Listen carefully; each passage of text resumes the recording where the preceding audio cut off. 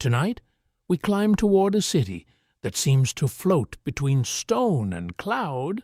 In July 1911, the American explorer Hiram Bingham reached a ridge above the Urubamba River, guided by local people who already knew the ruins were there.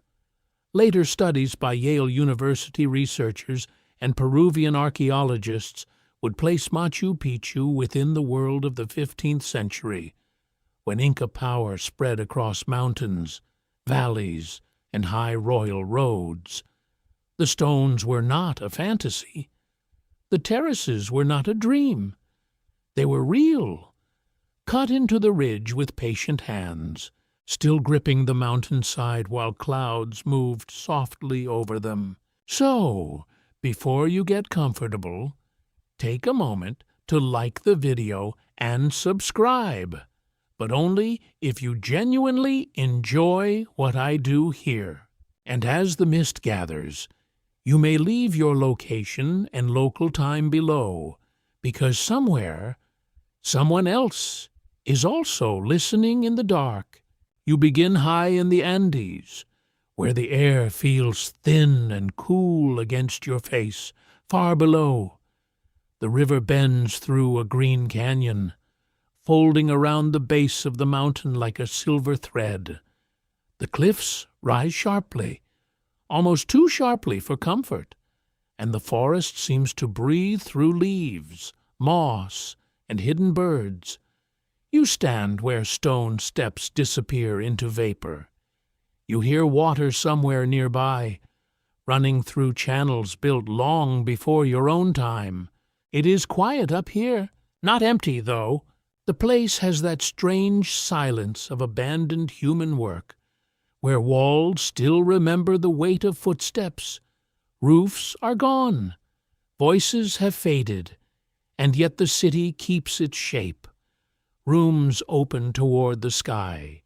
Terraces descend like giant stairways for a being larger than any person.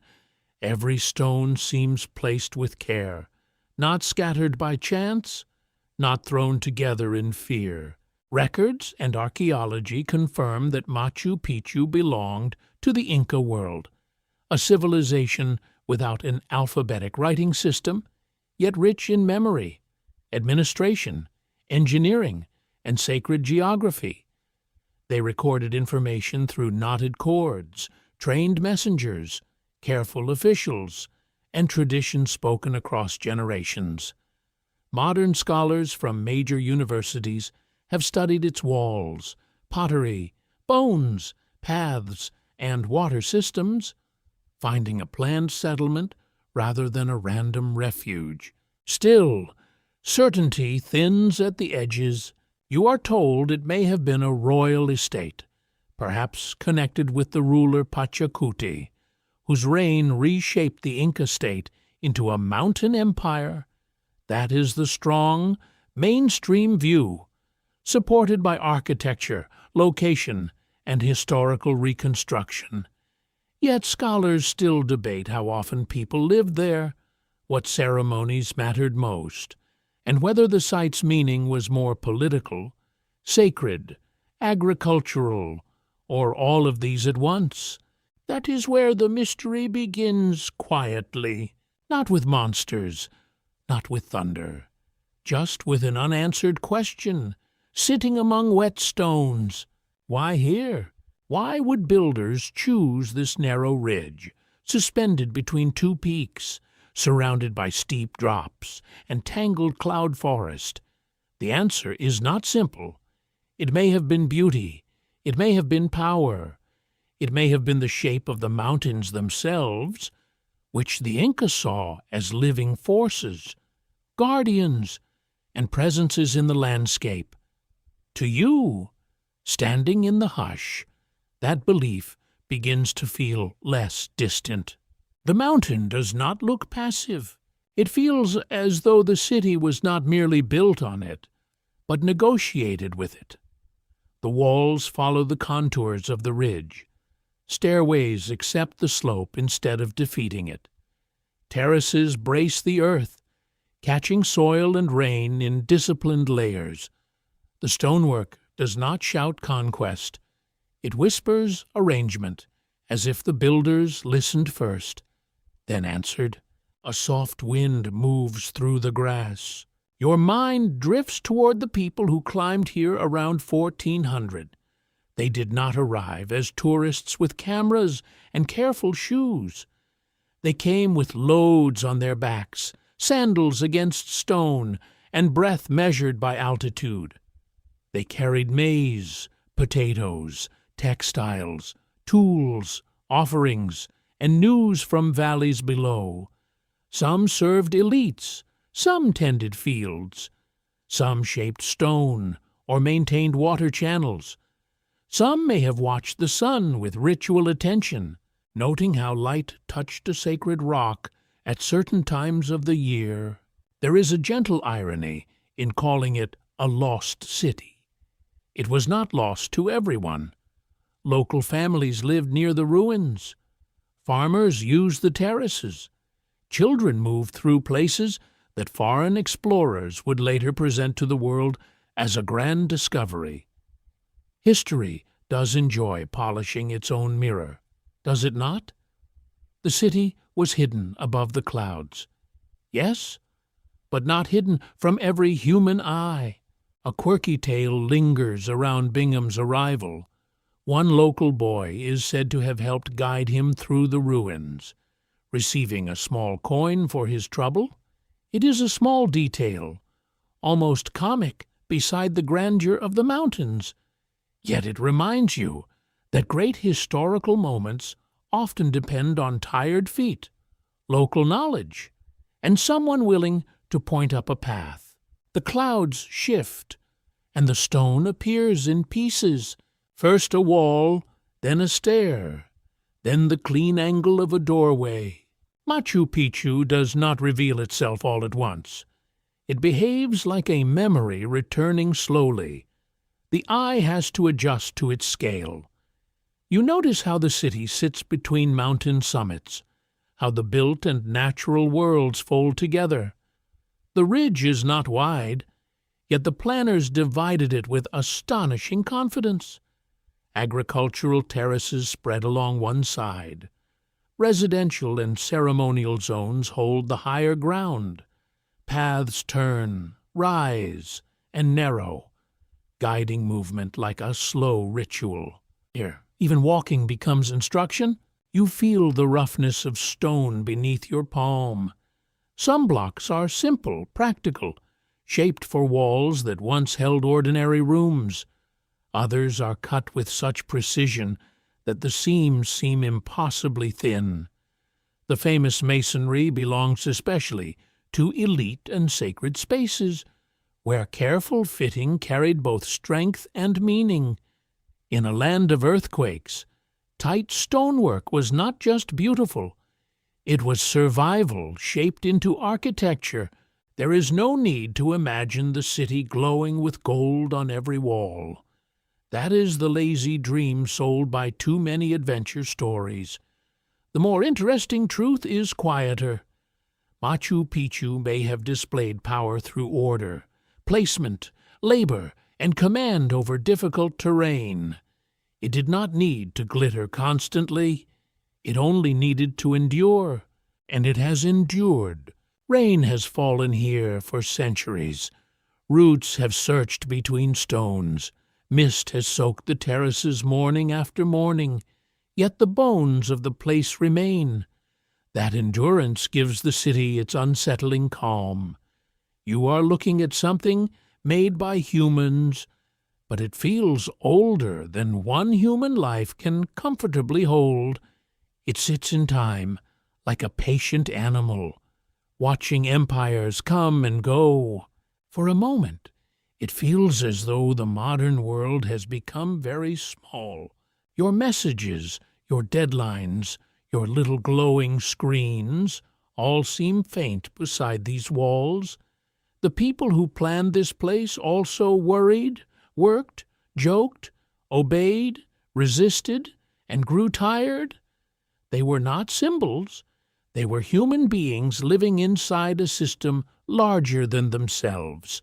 Some may have seen the city as privilege, Others may have seen it as duty. A few may have looked over the cliffs and wondered why anyone had chosen such a difficult perch. Perhaps the answer was never one thing. Perhaps Machu Picchu was a statement written without letters, a royal retreat, a sacred landscape, a working estate, a controlled passage, a place of ceremony, and a demonstration that the Inca state could bend even a mountain ridge into order. It may have been all these things at once, because human places rarely obey our tidy categories. The air cools as evening gathers. You stand among doorways that lead nowhere now, though once they led into rooms warm with bodies, smoke, stored food, and murmured instructions. The scent in your imagination is damp grass, stone after rain, wood ash, and mountain herbs crushed underfoot. Somewhere, water continues its careful descent through channels. It sounds almost deliberate, like a voice refusing to vanish. Above you, the clouds close and open. Below you, the river keeps turning through the canyon.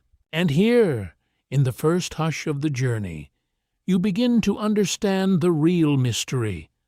Machu Picchu is not mysterious because it cannot be explained at all. It is mysterious because every explanation leaves a little shadow behind. The facts stand firm, but the feeling slips away from them. The stones tell you much, yet not everything. So you remain on the ridge, breathing slowly, while the city waits in the mist. Your path begins where the stones narrow into a mountain road. The air is damp, and the scent of wet leaves rises from the cloud forest below. You hear the tiny scratch of gravel under sandals, the soft scrape of a woven pack against a shoulder, and the distant rush of the Urubamba River turning far beneath you. The trail is not simply a way to arrive. It is a sentence written across the Andes, one stone at a time. The Inca road system was one of the great achievements of the ancient Americas. Archaeologists and historians from institutions such as Yale, Oxford, and the Smithsonian have described it as a vast network connecting highlands, valleys, storage centers, ceremonial sites, and state settlements. It stretched for thousands of miles across mountains, deserts, and forests. Along its lines moved officials, runners, soldiers, herders, porters, and messengers trained to carry information with astonishing speed. You feel that system beneath your feet, not as a map, not as a dry diagram in a textbook. You feel it as pressure through the soles, as cold stone under skin, as breath adjusting to altitude. The road is narrow in places, wide in others, and sometimes it seems to cling to the mountain with more courage than any traveler should reasonably possess. One side rises into rock and vegetation. The other side falls away toward mist. It is not a casual walk. The Inca did not use wheeled vehicles for transport across these slopes, and large draft animals were not part of Andean travel in the way they were in other ancient empires. Llamas carried goods, but human feet carried power. This detail sounds almost simple until you stand inside it. A state can build walls and temples, but it must also move grain, cloth, messages, ritual objects, and commands. It must keep its far places connected, even when those places are divided by ice, river, jungle, and stone. The road was the empire breathing. Along these routes, messengers called runners carried memorized information and knotted cords from one station to another. These relay runners could move news through the mountains with remarkable efficiency. A decree, a warning, a tribute record, a summons to labor, or a report from a distant valley could pass from hand to hand, mouth to mouth, knot to knot. The city above the clouds was not isolated in the way a romantic painting might suggest. It belonged to a living system. Still, the system had secrets. Some paths were official, some were local. Some led to fields, guard points, shrines, quarries, and water sources. Some may have been known only to people responsible for particular tasks. A royal estate would not require only one grand entrance for impressive visitors. It would need quiet movement, ordinary maintenance, controlled access, and practical routes that did not care about looking dramatic for future travel brochures. Yes, future travel brochures would have been a strange priority. A quirky tidbit sometimes noted by guides is that certain Inca trails seem to make travelers work before rewarding them with a view. You climb, turn, breathe, complain politely inside your own head, and only then does the landscape open. It feels almost theatrical, as if the road understands timing. Of course, stones do not tease you on purpose, probably, yet the experience creates a sequence, and sequence matters in sacred landscapes. The mountain does not reveal everything immediately. You pass retaining walls where earth has been held in place for centuries. Ferns lean over the edges. Orchids cling to damp places. The path may pass through a stone doorway, a controlled threshold that changes your sense of arrival. Doorways in the Inca world were often practical, but they could also frame authority. A person entering a protected space would feel guided, measured, and watched by stone. Here, movement becomes discipline. Research in Andean archaeology shows that Inca planning often joined administration with ritual geography. Roads did not simply connect points of economic value. They also passed through landscapes alive with meaning. Mountains, springs, caves, and unusual stones could carry sacred importance. Scholars still debate how much each route around Machu Picchu reflected political control, pilgrimage, estate management, or older local traditions absorbed into imperial design. That debate stays open, quietly. Your mind follows a line of imagined travelers. A state official arrives in fine clothing, his woven garments bright against gray stone. A porter follows with supplies, breathing steadily. A woman carries food wrapped in cloth. A young messenger pauses only long enough to drink from a channel. A worker returns from terraces with mud on his calves. None of them thinks of the place as a ruin. To them, it is work, order, duty, perhaps even pride. The road teaches hierarchy without raising its voice. Certain people may pass freely, others may wait. Some carry burdens, others carry authority. The slope itself becomes part of social life because every arrival requires effort. You cannot stroll into Machu Picchu as though entering a market at sea level. The body is made to notice the approach. Your lungs must participate. Your knees are gently informed that history is not always convenient. The stones are patient about your discomfort. In places, the route seems to vanish beneath vegetation. You imagine workers clearing growth, repairing steps, watching for landslides after heavy rain. Mountain roads are never finished forever. They must be maintained, argued with, returned to, patched, and respected. A road through the Andes is not a line imposed upon a dead landscape. It is a long negotiation with erosion.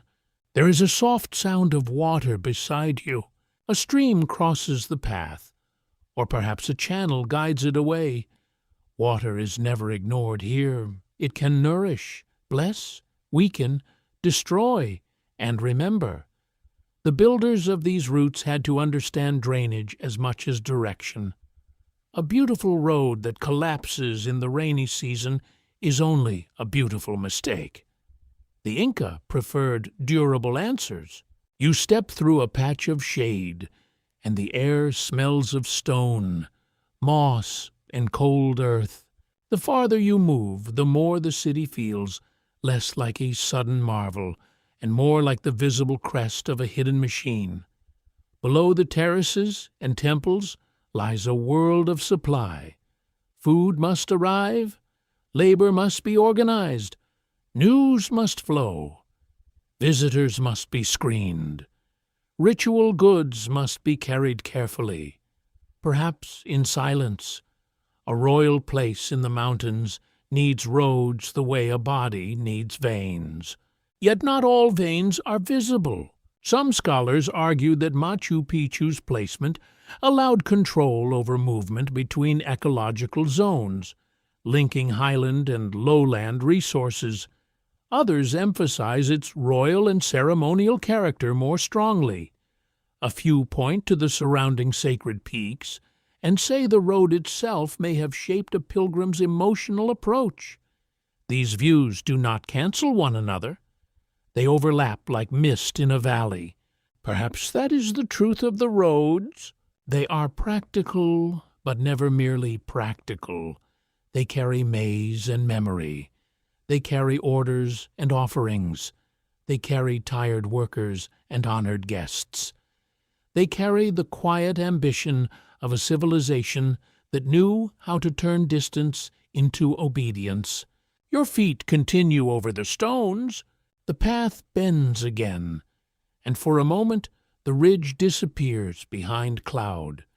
You feel suspended in whiteness, with only the next few steps visible. This is how the city would have approached many travelers, not as a postcard, not as a single grand image, but as fragments.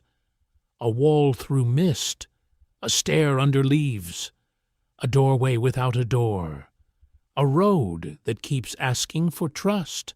Then the vapor loosens, the heights open around you, and the mountain path continues, silent and exact. You understand that Machu Picchu was never just hidden above the clouds. It was reached through them, step by careful step, by those who knew the way and by those allowed to find it.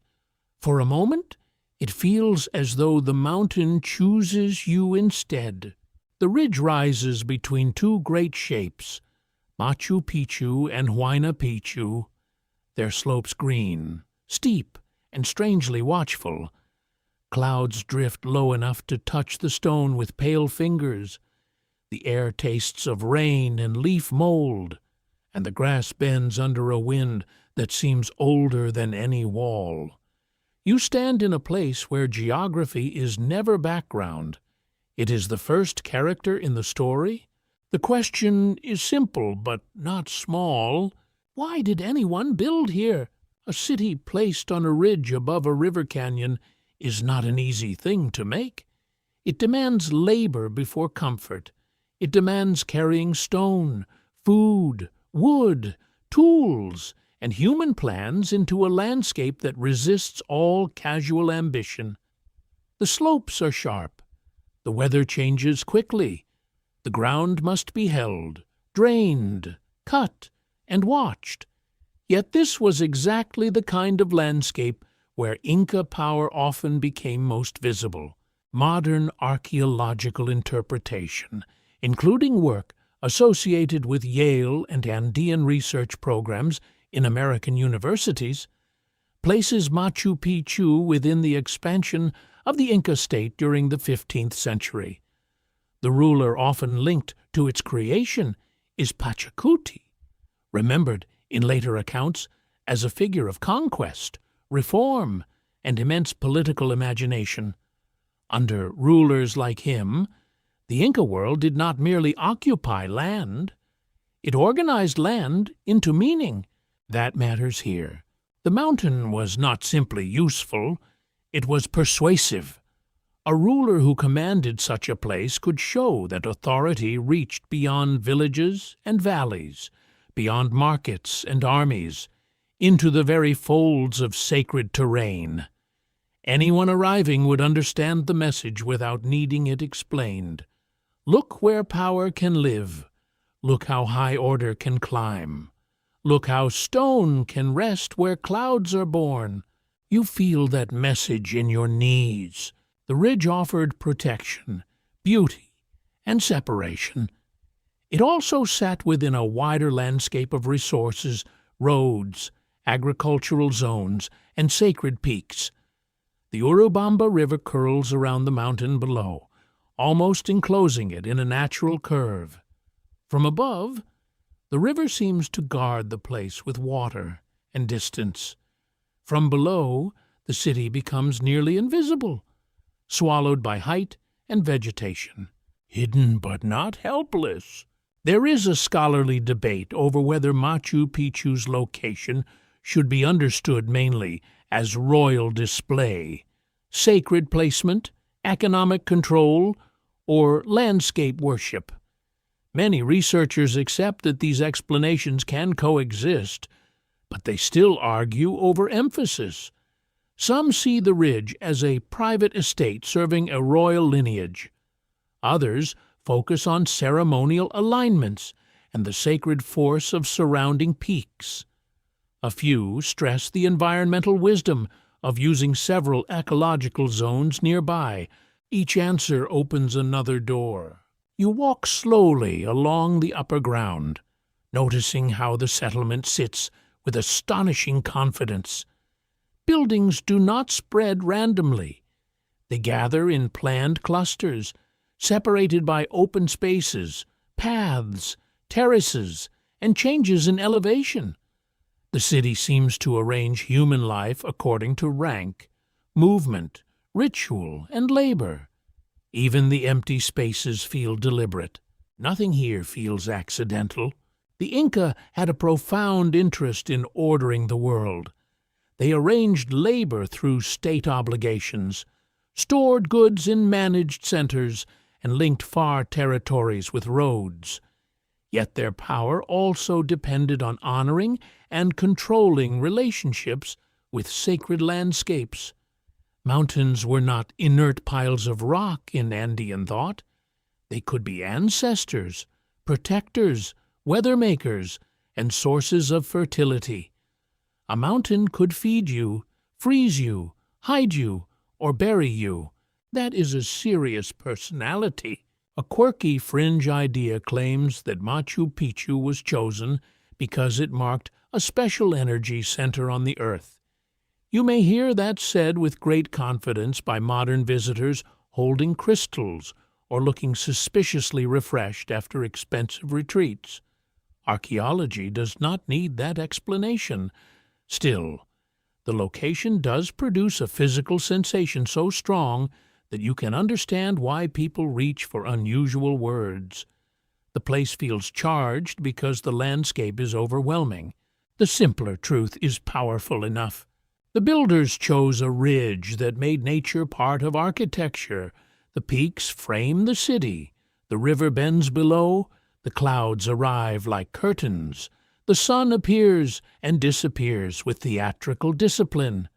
Morning light touches one stone, then another, while shadow fills the terraces in slow bands.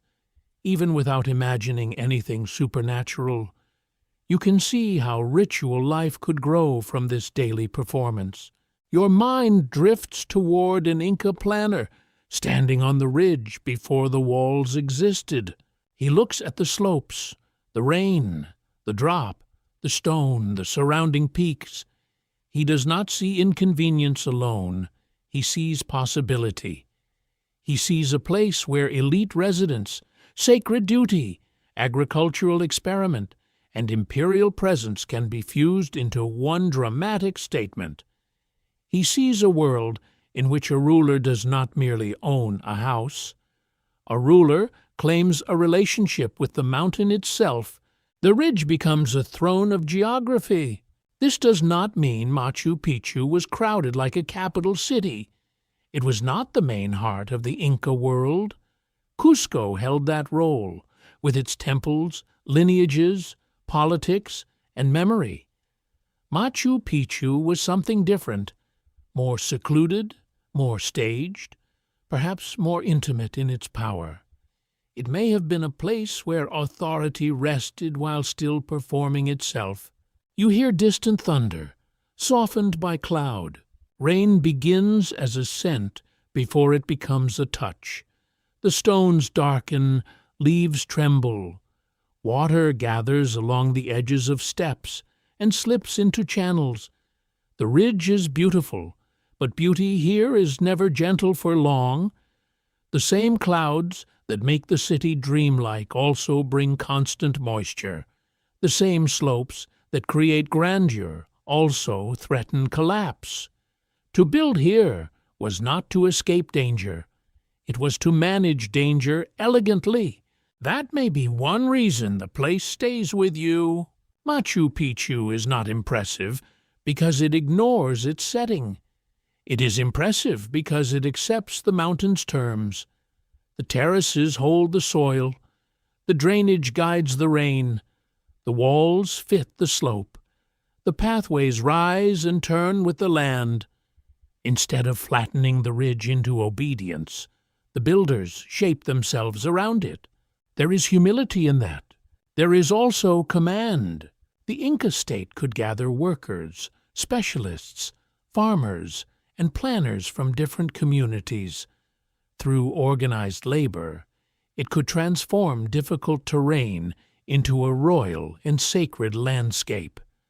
That fact is mainstream, grounded in archaeology and historical reconstruction.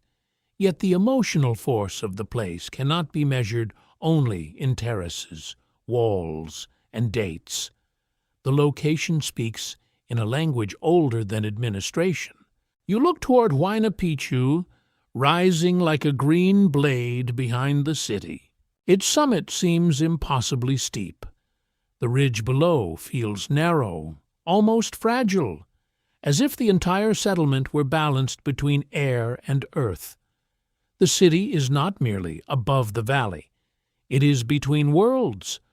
Below are farms, villages, rivers, insects, heat, and daily struggle. Above are clouds, condors, weather, and the cold patience of peaks. Perhaps that was the point. A place like this allows human power to approach the edge of the sacred without quite crossing it.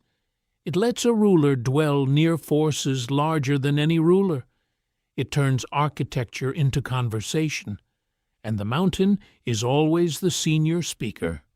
Stone may last for centuries, but the ridge was here first. The rain passes gently, mist rises again, softening every edge. Doorways blur, terraces fade, the river disappears into sound. You stand with the feeling that Machu Picchu was not chosen for one reason, because no place this layered can be reduced so neatly. It was chosen because it worked, because it dazzled, because it watched, because it separated, because it joined, and perhaps because some mountains do not need to be explained. They only need to be answered. Your hand rests against a wall that seems almost too calm to be human. The stone is cool, faintly damp, and smooth where time and weather have touched it. Between the blocks there is barely a line. No thick mortar fills the gaps. No careless clay binds one piece to another. The stones hold together by weight, shape, pressure, and patience, as if the mountain itself has been persuaded to remember a new form. You look closer. Some blocks are small and practical, fitted with enough care to serve ordinary rooms. Others are larger, more refined, and cut into shapes that seem to answer every tiny irregularity beside them. The finest masonry appears in important places, where elite status and sacred meaning required a more disciplined beauty. It is not simply a wall. It is an argument in stone. The Inca are widely known for ashlar masonry, a technique in which stones are cut to fit closely without mortar.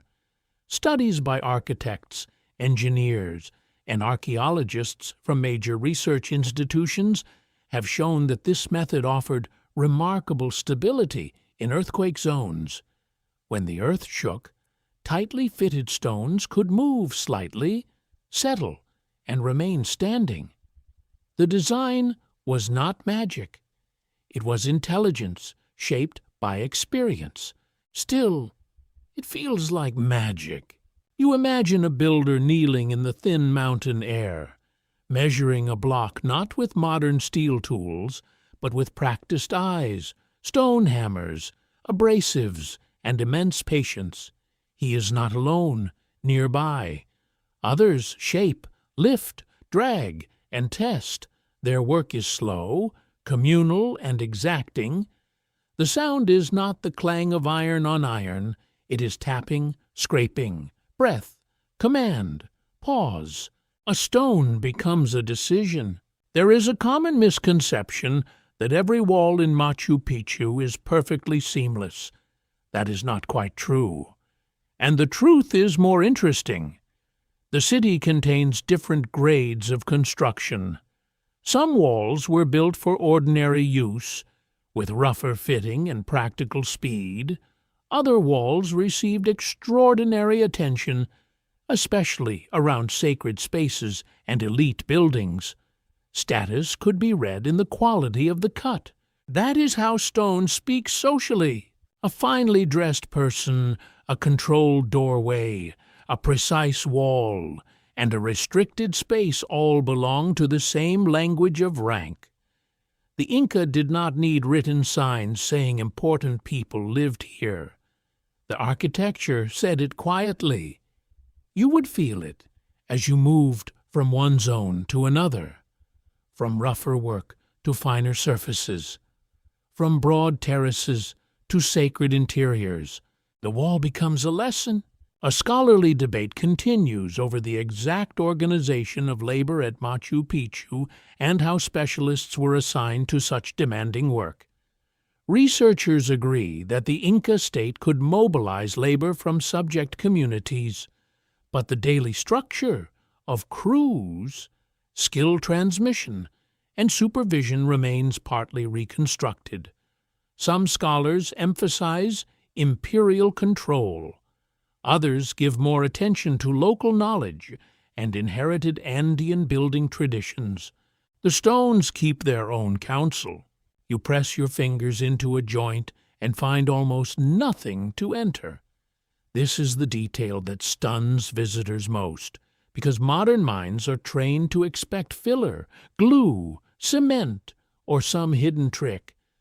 But the trick is absence. Remove mortar, and every contact point matters. Each block must carry its own responsibility. Each face must meet another, with trust earned through labor.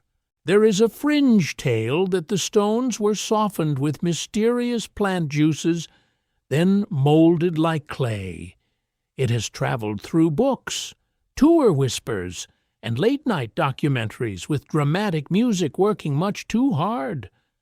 Archaeology does not support the idea, yet the myth survives because the stonework looks so unlikely to hurried eyes.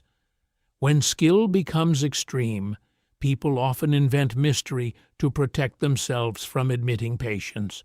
Patience is sometimes the strangest technology. You see quarry marks in your imagination, though not every stone traveled far. Much of the building material came from granite available near the site itself.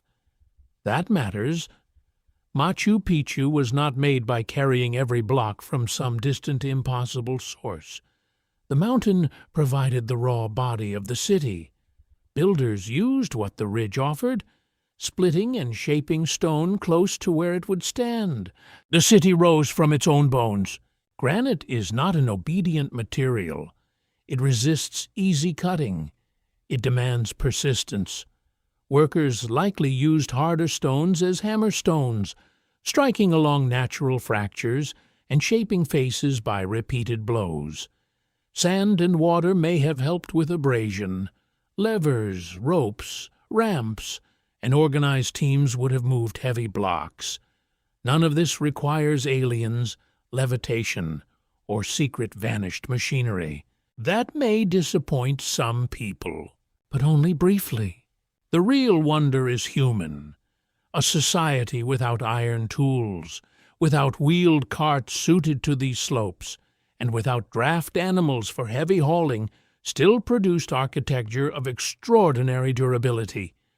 It did so through organization, labor obligations, skill, and an intimate knowledge of local materials. The achievement becomes greater, not smaller, when you remove fantasy from it. You hear the dull rhythm of work now. Tap, scrape, lift, breathe. The ridge is alive with effort. Men and women pass through the construction zone carrying food, water, fibers, tools, and messages. A supervisor watches the angle of a wall. A mason tests a stone again. A worker laughs at a mistake, perhaps too loudly, and is told to focus. Even grand monuments are built through ordinary irritation. Someone always drops something. Someone always thinks the plan is inconvenient. History is full of tired experts. The walls also reveal how the city handled danger. Many structures lean subtly inward, increasing stability. Doorways and windows often have trapezoidal shapes, wider at the base and narrower at the top. This form is visually distinctive, but it also helps distribute stress. The Inca understood that beauty and survival could share one design. You step through such a doorway. The shape frames the mountain beyond, turning the landscape into part of the room. The angle is not accidental. Inca architecture often guided the eye, controlling how people encountered peaks, sky, light, and sacred stones. The wall is not just a barrier. It is a frame, a filter, a measured opening between human order and the living world outside. The scent here is mineral and green.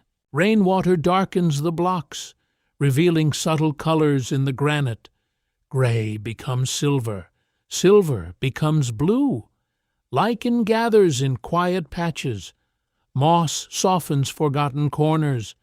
Yet the fitted stones remain firm, their faces still answering one another after centuries of weather. Roots may probe, earth may tremble. Tourists may lean with unearned confidence. The walls endure them all. There is gentle sarcasm in that. If stone can have sarcasm, you consider what the builders wanted these walls to do. They needed to shelter bodies, define space, display rank, support roofs, resist earthquakes, and endure rain. But they also needed to express a worldview in which order mattered deeply. A well-fitted wall was not merely efficient. It showed that human hands could create harmony from irregularity. That is a powerful idea. Every stone began as a rough shape with stubborn edges. Every joint required adjustment. Nothing fit perfectly at first. The wall exists because people returned again and again to small corrections. A chip here, a scrape there, a pause, another attempt. The great calm you see now is the result of thousands of tiny disagreements solved quietly. Perhaps that is why the masonry feels meditative. It is not silent because no one worked here. It is silent because the work is finished. The noise has gone into the form. The strikes, commands, dust, sweat, jokes, and sore hands are hidden inside the stillness. You are touching labor that has become peace. Cloud shadow passes over the wall. The stones change color once more. A doorway brightens, then dims. Somewhere, water moves beyond the buildings, continuing its old path through channels and drains. The masonry does not stand apart from the mountain.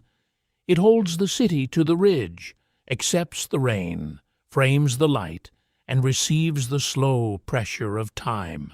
You withdraw your hand, but the coolness remains on your skin. The wall has told you what it can. Not everything, never everything. It has shown skill without boasting, power without shouting, and endurance without explanation. In this place, mortar is absent, but connection is everywhere. Stone leans into stone, wall leans into mountain, the city leans into memory, and the mountain, patient as ever, allows it. Water speaks softly here, but it rules everything.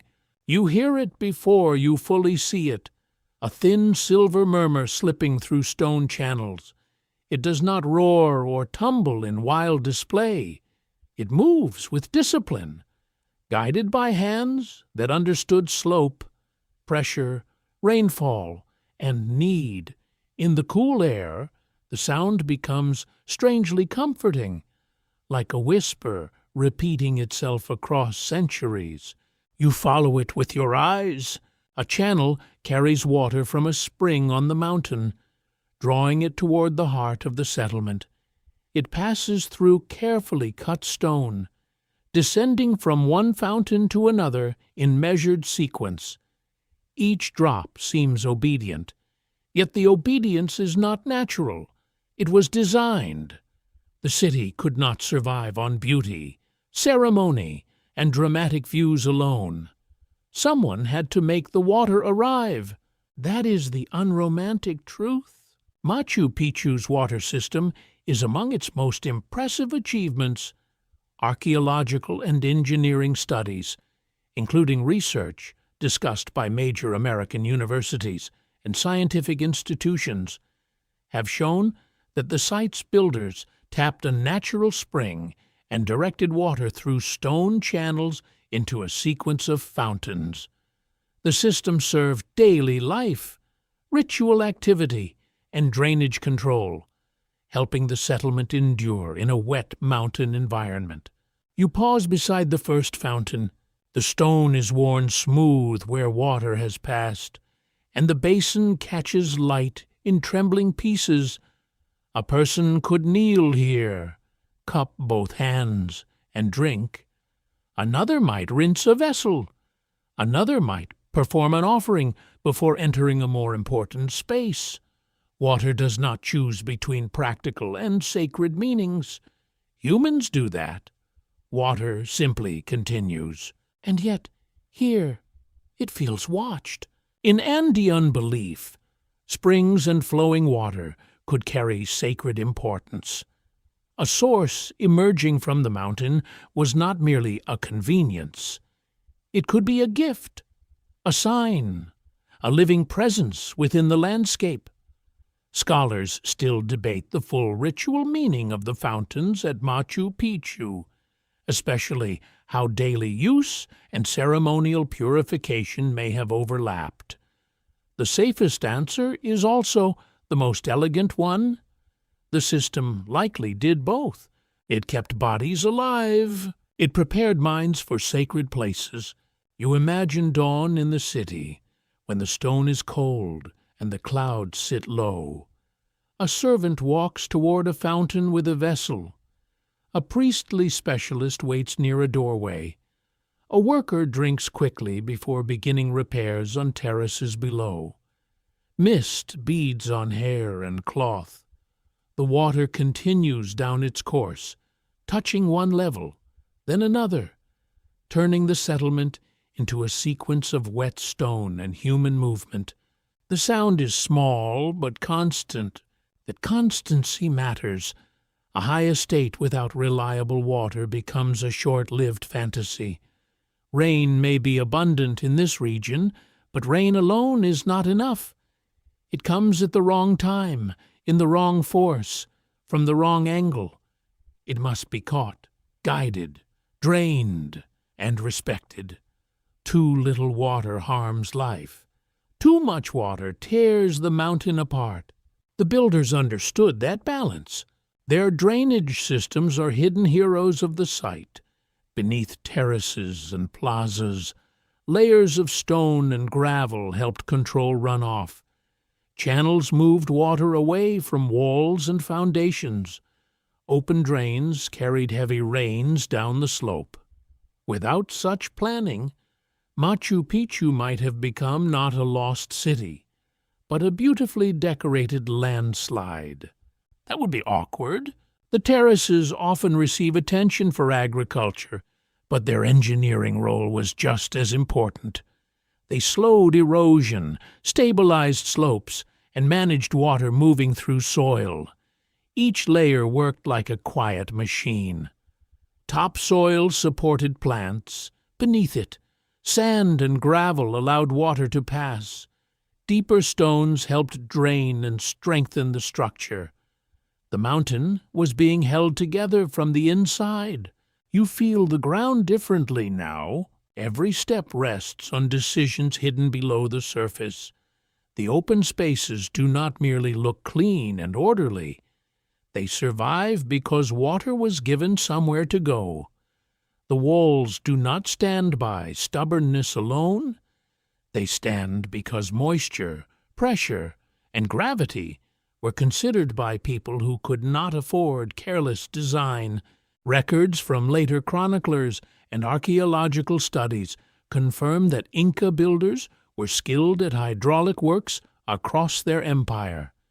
They created canals, fountains, agricultural terraces, and drainage systems in varied environments. At Machu Picchu, this tradition becomes intimate and precise. The water system is not enormous, in the style of a grand aqueduct crossing a plain. It is mountain-specific, fitted to the ridge like a vein under skin. A quirky local claim says some fountains were arranged to create different sounds for different ceremonies. That idea is difficult to prove, and scholars treat it cautiously. Still, when you listen closely, you understand why the thought survives. Each basin, drop, and channel can change the voice of water. A slight difference in fall or stone shape can alter the tone. The city may not have been musical by design, but it was certainly not silent. You lean near a channel and hear its small insistence. The water smells cold, mineral, and clean. Wet stone carries a scent that seems older than people. Moss gathers where splashes reach the edges. The channel is narrow, but its presence changes everything around it. Rooms feel less abandoned when water is near. Sacred spaces feel more alert. Even empty basins seem prepared for hands that are only late, not gone. That is how ruins deceive you gently. They remove the people but leave the systems. A fountain without a drinker becomes mysterious.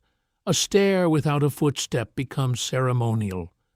A channel without daily maintenance becomes a sacred whisper in the grass. Yet in life, these features belonged to schedules, habits, obligations, and repeated use. Someone had to clear debris. Someone had to notice blockage. Someone had to care when water slowed. You picture a worker crouching beside the channel. He removes leaves, grit, and tiny stones from the flow. His hands are cold. His back aches. He may not be thinking about future scholars or sleeping listeners. He may be thinking about breakfast. He may be thinking about a supervisor with unreasonable expectations. Civilization, at its most honest, is someone keeping the drain clear. It is humble work. It is also sacred in its way. The mainspring that supplied the city was not limitless, so distribution required planning. Fountains were placed in sequence, and access may have reflected status or ritual order. The higher fountains near more important buildings could have served elite or ceremonial users first. while lower points supported wider daily needs. Scholars continue to discuss these patterns, but the arrangement suggests hierarchy moving with the water. Even a drink could have rank. That detail feels small until you imagine daily life here. Who drinks first? Who washes where? Who carries water to a room? Who is allowed near a sacred fountain at dawn? The architecture does not answer in words, but it hints through placement. Water is natural, but access to water is social. The channel becomes a quiet map of power. The city rests in that map. Rain begins again, barely more than a mist. It dots the surface of the basins. It runs over carved edges and vanishes into drains. You understand now that Machu Picchu was not simply perched above the clouds in romantic isolation. It was in constant conversation with weather. Every storm tested the design. Every wet season asked the same question. Can you remain? For centuries, the answer was yes. The fountains kept speaking. The drains kept guiding. The terraces kept absorbing. Even after abandonment, even when roofs disappeared and vegetation returned, the bones of the hydraulic system remained clear enough for modern investigators to trace. That survival is not accidental. It is the signature of people who knew that water is both blessing and threat. Your mind drifts into the rhythm. Water from the spring, water through the channel, water into the basin, water down the slope, water into soil, root, stone, river, cloud. The cycle surrounds the city and passes through it. Perhaps the people of Machu Picchu did not think of themselves as controlling water in the modern sense. Perhaps they saw themselves as guiding a force that was older, stronger, and worthy of care. There is wisdom in that. A place built against the sky still depends on something as simple as a drink. Its sacred rooms, royal spaces, terraces, and walls all depend on water finding the right path. Without that path, grandeur dries, cracks, slips, and falls. With it, stone becomes livable. The channel continues beside you. It asks for no applause. It carries no inscription boasting of genius. It simply performs its duty, calmly and precisely. As the clouds gather above the ridge, you follow the sound until it blends with rain, river, and breath. The city seems less like a monument now, and more like a living body, with water moving through it in hidden pulses.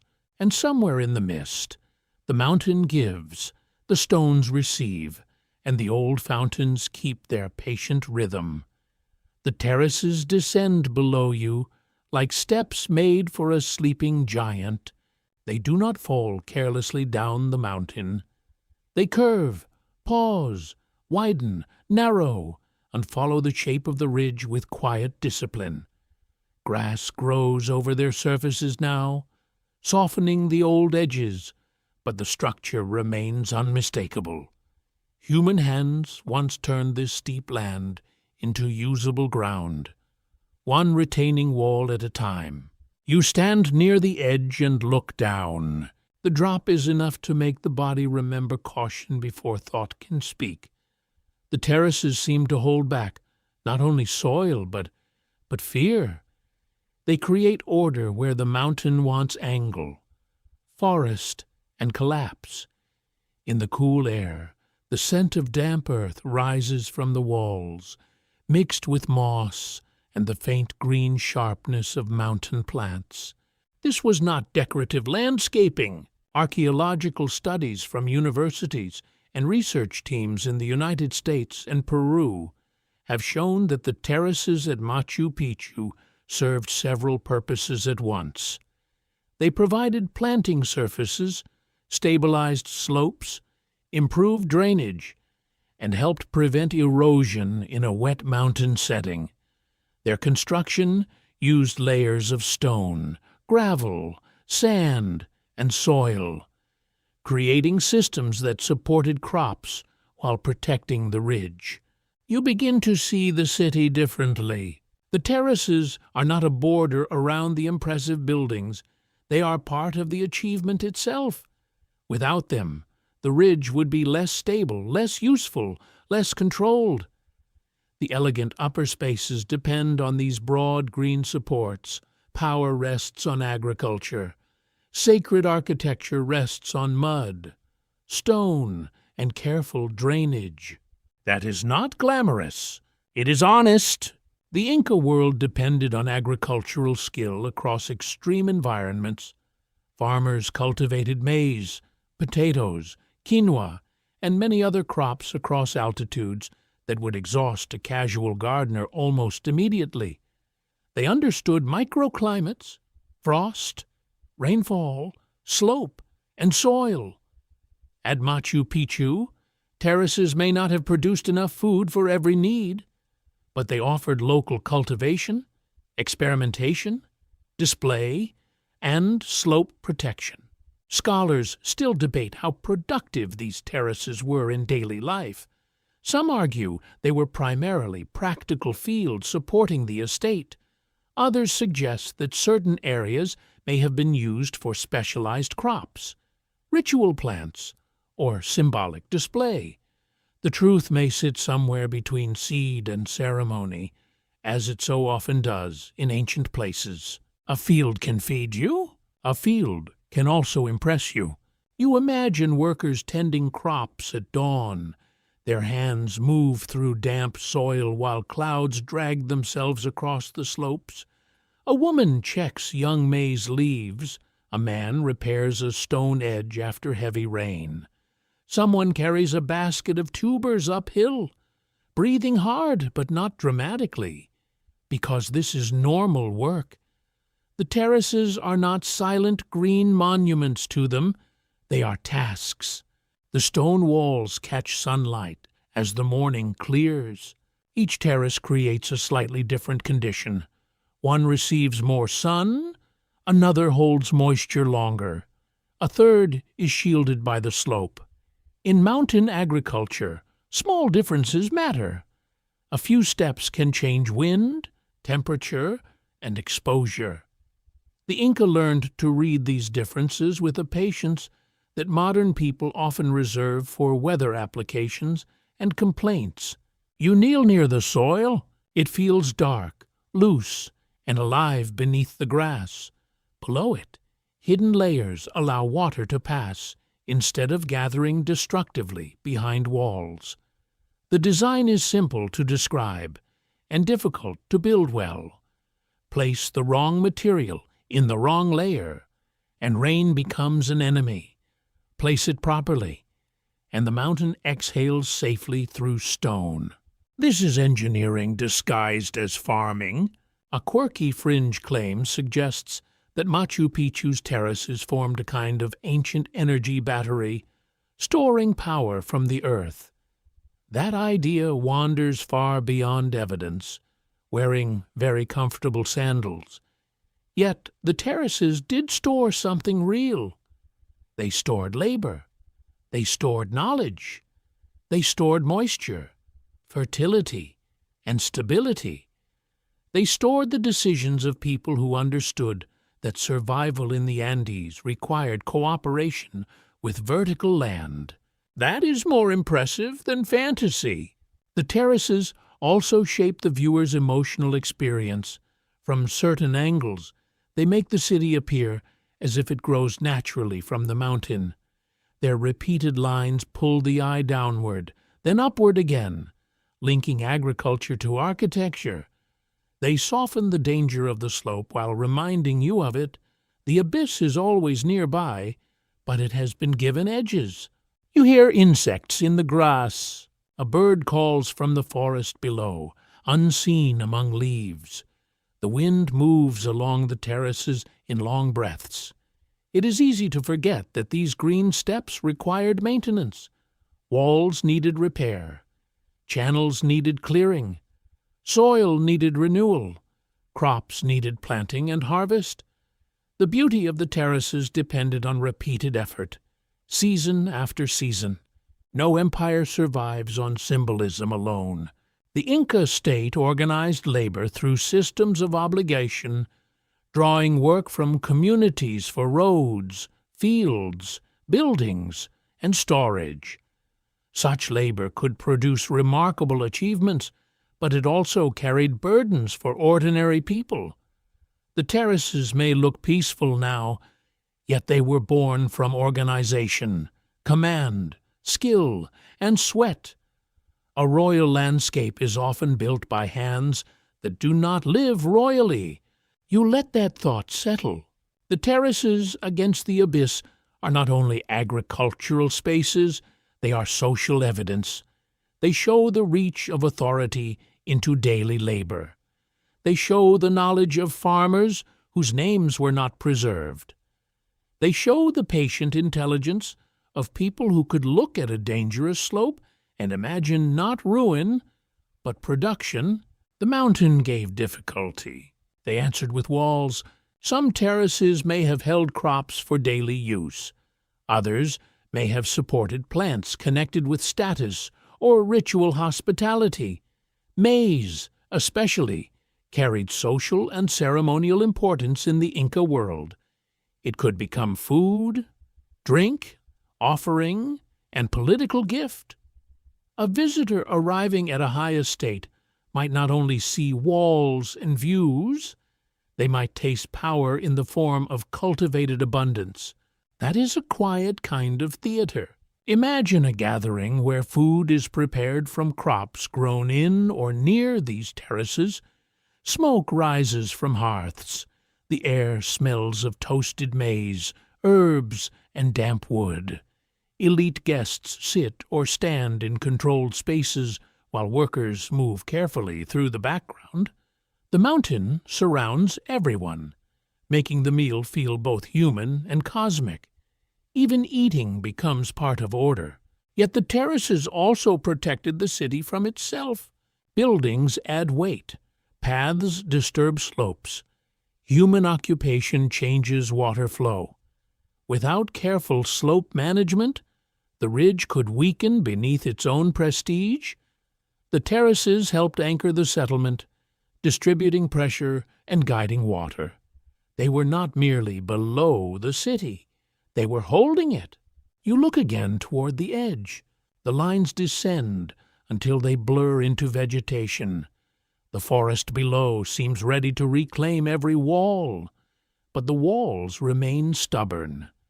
Their survival gives you a strange feeling of comfort, because they reveal a kind of thought that worked with time instead of pretending time did not exist. The builders knew rain would come. They knew roots would push. They knew soil would move. Their answer was layered, repeated, patient. The terraces are a slow promise. They say the mountain can be lived with but never ignored. They say beauty requires maintenance. They say stability is not one grand act, but many small acts arranged correctly. They say a cliff can become a garden, though only if people respect the cliff. Your mind drifts across the green steps. You see planting, weeding, repairing, carrying, watching the sky. You see ordinary bodies moving through extraordinary scenery without stopping to admire every view. This is one of history's gentle jokes. The places that stun later visitors were once someone's workplace. The spectacular was also routine. The sacred also needed lunch. A cloud rises from the river canyon and climbs over the terraces. First, it hides the lowest walls. Then it softens the middle levels. Then only the nearest stones remain clear, wet and dark under your hand. The abyss disappears, but the knowledge of it stays in the body. The terraces do not remove danger. They teach the city how to stand beside it. And in that lesson, green stone by green stone, the mountain becomes a field without ever ceasing to be a mountain. The idea of a royal estate settles over the ruins like evening light. You walk through spaces that feel too carefully arranged to be accidental, yet too intimate to be a capital. The city does not spread outward with the restless appetite of a great urban center. It gathers itself on the ridge, measured and composed, as if made for visits, ceremonies, labor, and retreat. Power is present, but it does not roar.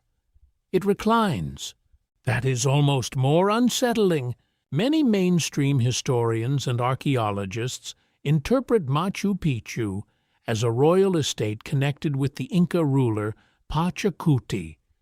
Research associated with Yale and later Peruvian scholarship has strengthened this view, especially through architecture, historical reconstruction, and comparisons with other royal properties. These estates were not vacation homes in the lazy modern sense. They were political landscapes, economic centers, sacred settings, and displays of dynastic authority. A ruler did not simply rest there. He continued to rule through place. You imagine Pachacuti, or a royal descendant connected with his lineage, arriving along the high paths with attendants, guards, specialists, and carried goods. Fine textiles move in the mountain wind. Polished ornaments catch brief flashes of sun. Servants prepare rooms, food, water, and ceremonial spaces. The estate becomes active, not crowded like a market, but alert with rank and obligation. The city would change when power arrived. Rooms that seemed quiet would fill with instructions. Courtyards would become spaces of controlled movement. Storehouses would open. Fires would be lit. Food would be prepared with care. Offerings might be arranged near sacred stones or fountains. The mountains would remain silent, but human order would thicken in the air. You feel the architecture guiding that order. There are areas that seem suited to higher status living, with finer stonework and access to important spaces. There are practical zones, work areas, storage concerns, and agricultural supports. A royal estate required many kinds of people. Nobility may have visited or lived seasonally, but servants, farmers, craftspeople, and administrators made the place function. Royal comfort is rarely self-sufficient. It needs hands. A scholarly debate continues over how often the ruler or royal family actually stayed at Machu Picchu. Some researchers imagine seasonal visits linked to climate, ceremony, and estate management. Others suggest that the site may have remained active through caretakers and specialists even when the highest elite were absent. The buildings offer clues, but not a daily calendar. Stone remembers form better than routine. That missing routine invites questions. What did a royal morning feel like here? Perhaps the ruler woke to cold air and the sound of water moving through fountains. Perhaps attendants brought food, textiles, or news from lower valleys. Perhaps the first light on a nearby peak mattered more than conversation. A place like this was not chosen merely to look pleasant from a window. It was designed to wrap authority in landscape. The estate theory helps explain the mixture of privacy and grandeur. Machu Picchu feels separated from the wider world, yet deeply connected to it. It has agricultural terraces, roads, storage, water systems, elite residences, sacred zones, and dramatic views. It is secluded, but not forgotten. It is practical, but far too elegant to be only practical.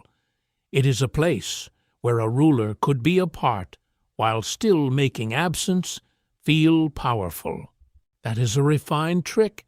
Modern leaders retreat to guarded compounds, mountain lodges, or quiet coastal houses, pretending to escape responsibility while bringing half the machinery of power with them. The Inca version was stone, labor, ritual, and clouds. Fewer electronic distractions, certainly. More stairs. Unfortunately, the comparison is silly, but useful. A royal estate is never only about relaxation, it is about controlled access. Who is invited? Who waits outside? Who brings food? Who sees the ruler in ceremonial light? Who carries messages away? The architecture does not need to answer plainly. It only needs to create stages where answers happen. You step into an open space and feel the ridge widen slightly. Perhaps people gathered here for ritual feasting, instruction, or state hospitality. Food and drink were central to Inca politics, as they were in many ancient societies. To feed someone was not only kindness, it could be hierarchy, obligation, reward, and alliance. Maize beer, prepared with labor and skill, played a major ceremonial role across the Andes. A feast could be a chain. You accept food, you accept relationship, you accept the order that placed you there. On a mountain estate, surrounded by terraces and sacred peaks, such an act would carry weight. The ruler's generosity could seem to flow from the land itself, from fields, water, sun, and organized labor. Power tastes different when served in a place that appears to touch the sky. A quirky tidbit appears in discussions of elite Inca life. Some royal lineages continued to care for the possessions, memory, and even mummified remains of deceased rulers. These royal ancestor traditions made power feel extended across generations, as though a ruler's presence did not fully end with death. It sounds strange to a modern ear, but ancient politics often preferred the dead to remain socially busy. The dead can be very demanding. This practice raises an intriguing possibility around royal estates. A place associated with a ruler might belong not only to the living household, but to a lineage, a memory, and a continuing political identity. Machu Picchu may have served the prestige of a royal family long after its founder was gone. The mountain setting would make that memory feel almost permanent, almost because nothing political is permanent, even when carved in granite. The Inca Empire itself rose with astonishing speed and met catastrophe in the 16th century through civil conflict, disease, and Spanish invasion.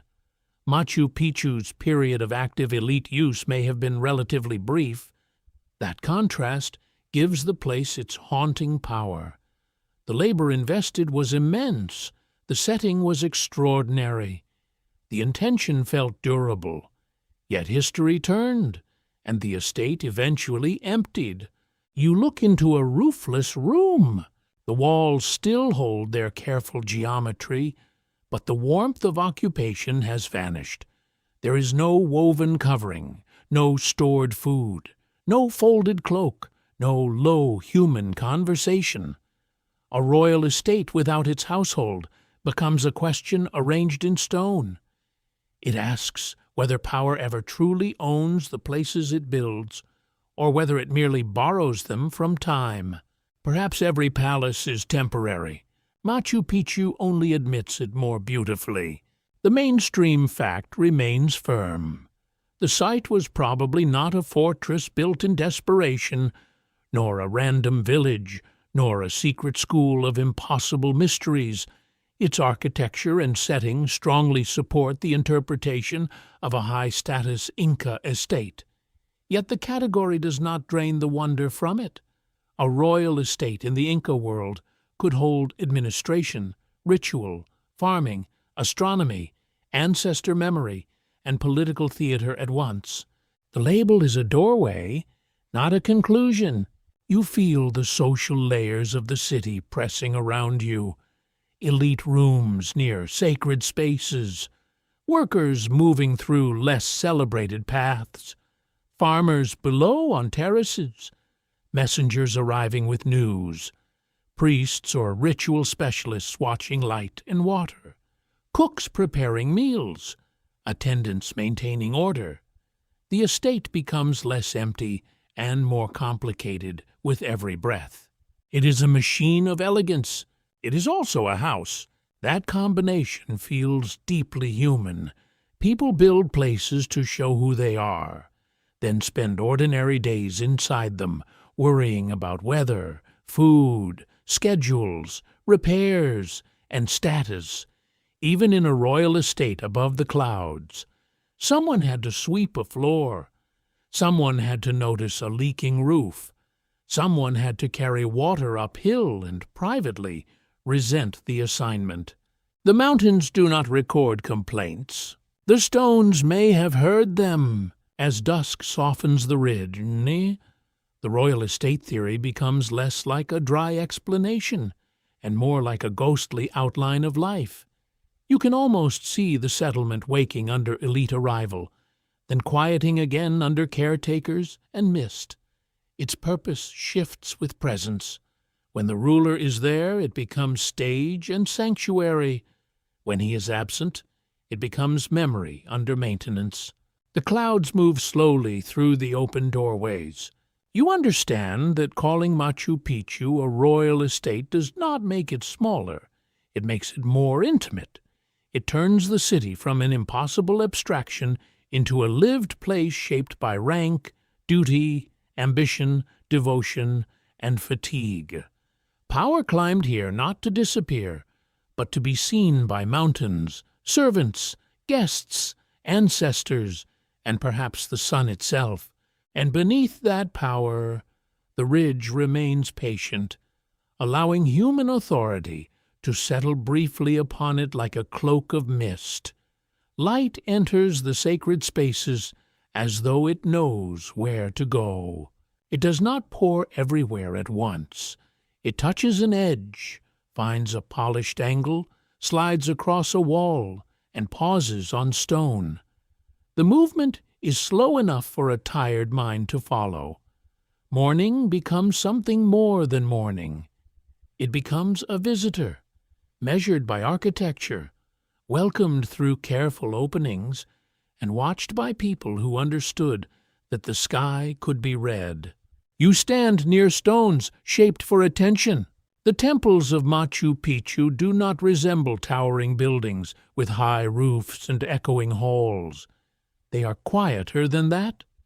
Their power comes from placement, precision, enclosure, and relationship with the surrounding peaks.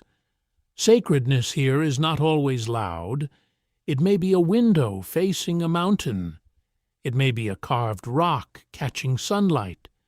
It may be a chamber where water, shadow, and breath gather before dawn.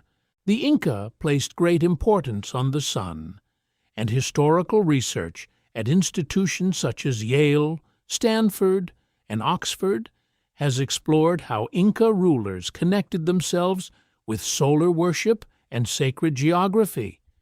In the wider Inca world, the sun carried royal meaning, agricultural importance, and ceremonial force. At Machu Picchu, architecture suggests that light and landscape were arranged with deliberate care. You notice how the stones frame the sky. One of the most famous sacred structures is often called the Temple of the Sun. Its curved wall, fine masonry, and relation to a natural rock beneath it have drawn generations of study. Sunlight enters through carefully placed openings at certain times of year, creating the impression of a building designed not merely for shelter, but for watching celestial order. The structure feels restrained, almost private. That restraint gives it strength. You step closer in imagination, not rushing, because sacred architecture prefers patience. The stone wall curves with unusual grace, different from the more common straight lines nearby. Beneath the building, a cave-like space sits in shadow, sometimes associated with burial, ancestor veneration, or ritual meaning. Scholars continue to debate the exact function of this lower chamber, because the evidence leaves room for interpretation. The stone does not explain itself, it simply waits. A second sacred feature draws your attention, the carved stone often known as the Intihuatana. Though you need not hold the foreign name too tightly, it is a sculpted ritual stone set upon a raised area, often discussed in relation to solar observation, sacred geography, and symbolic order. Earlier writers sometimes imagined it as a precise astronomical instrument. Modern scholars are more cautious, but they still recognize its ceremonial importance. That caution is useful. Ancient people observed the sky with great seriousness, but not always in the way modern instruments observe it. For the Inca, the sun was not only a point of light to measure, it was bound to rulership, fertility, timing, obligation, and cosmic balance. A stone connected to the sun did not have to behave like a scientific device in order to matter deeply. The sun was not an app. No one was checking it casually between messages. You look toward the surrounding peaks, and the city seems to shift. The temples are not alone. They belong to a larger sacred map of mountains, horizon lines, seasonal light, and movement through space. A doorway may guide your eyes toward a summit. A wall may direct your body along a ritual route. A plaza may hold gatherings beneath a sky understood as active and meaningful. Here the heavens do not feel distant. They feel involved. One mainstream archaeological fact is clear. Inca sacred spaces often fused natural rock with built architecture, creating places where the human and the mountain world met. At Machu Picchu, several carved stones appear to echo nearby peaks or work with the natural shape of the ridge. This blending of construction and landscape is one of the site's most remarkable features. You see it in the way stone answers stone. A carved surface may resemble the mountain line behind it. A natural boulder may be left in place, embraced by walls rather than removed. The builders did not always erase what the mountain gave them. Sometimes they framed it, refined it, and made it speak within human order. That choice reveals a worldview very different from simply clearing land for construction. The mountain remains present inside the city. A quirky fringe tidbit claims that sacred stones at Machu Picchu form a hidden code pointing toward lost continents, stargates, or visitors from beyond the earth. These claims tend to arrive with dramatic certainty and very little patience for excavation reports. They are entertaining, in the way a torchlit tunnel is entertaining when you are not responsible for evidence. The stones, however, need no such decoration. Their real meaning is rich enough. You stand in a chamber where the air feels cooler. The smell is wet granite, grass, and faint smoke imagined from long extinguished fires. A ritual specialist may have stood here at dawn, watching light pass through an opening. Nearby, attendants may have prepared offerings of food, cloth, shell, leaves, or drink. The scene is calm, but not empty.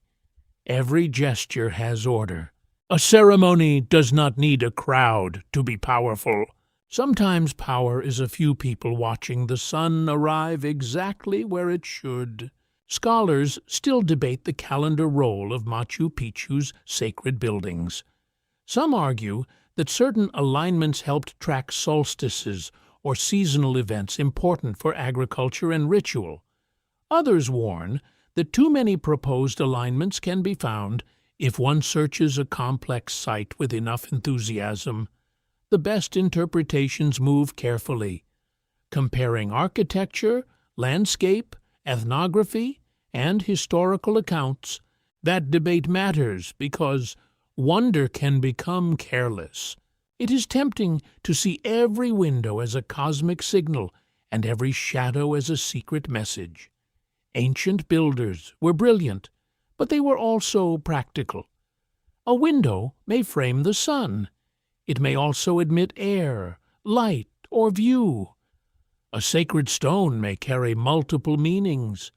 A room may serve different functions across seasons and generations. The past is rarely kind enough to be single-purpose. You let the light change slowly. A sunbeam slips across a wall and fades. Another reaches a stone ledge.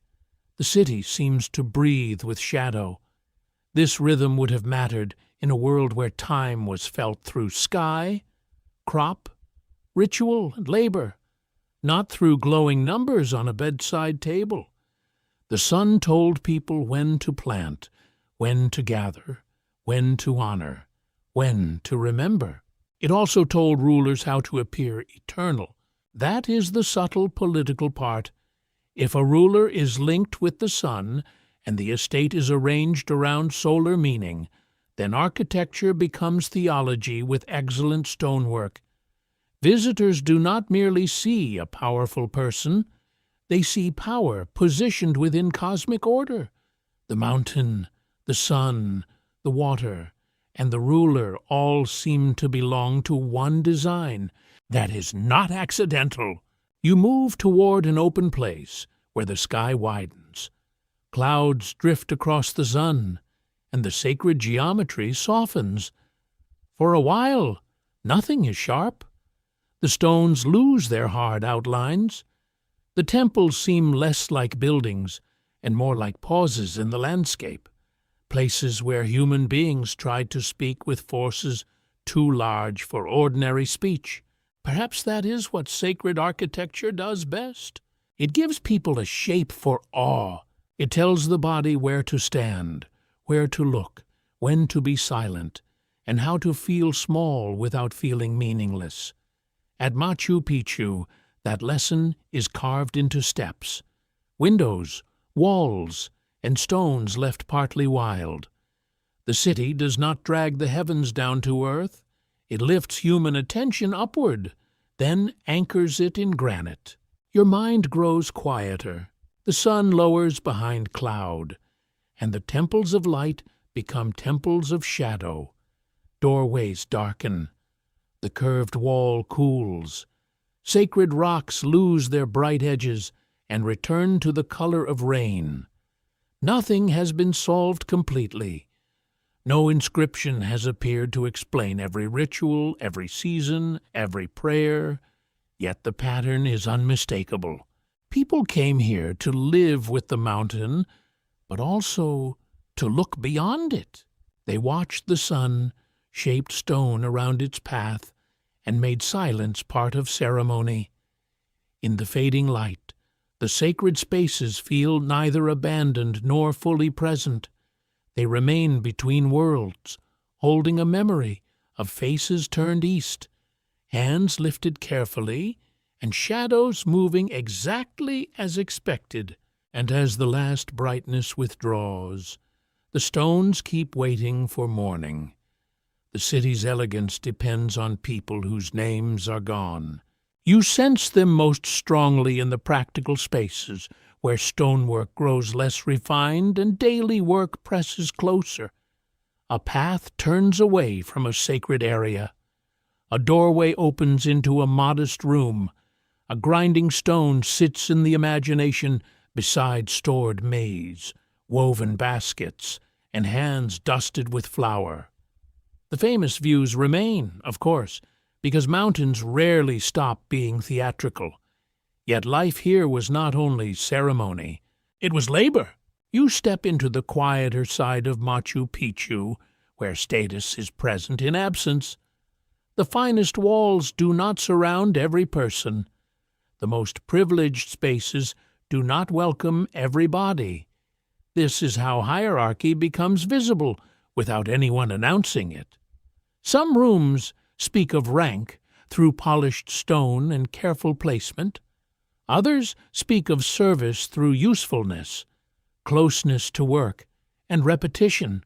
Archaeological studies from Yale and Peruvian research teams have examined domestic spaces, tools, human remains, and architecture to understand the people who sustained the site. Their findings support the idea that Machu Picchu housed a mixed population, including retainers, craft workers, farmers, attendants, and specialists.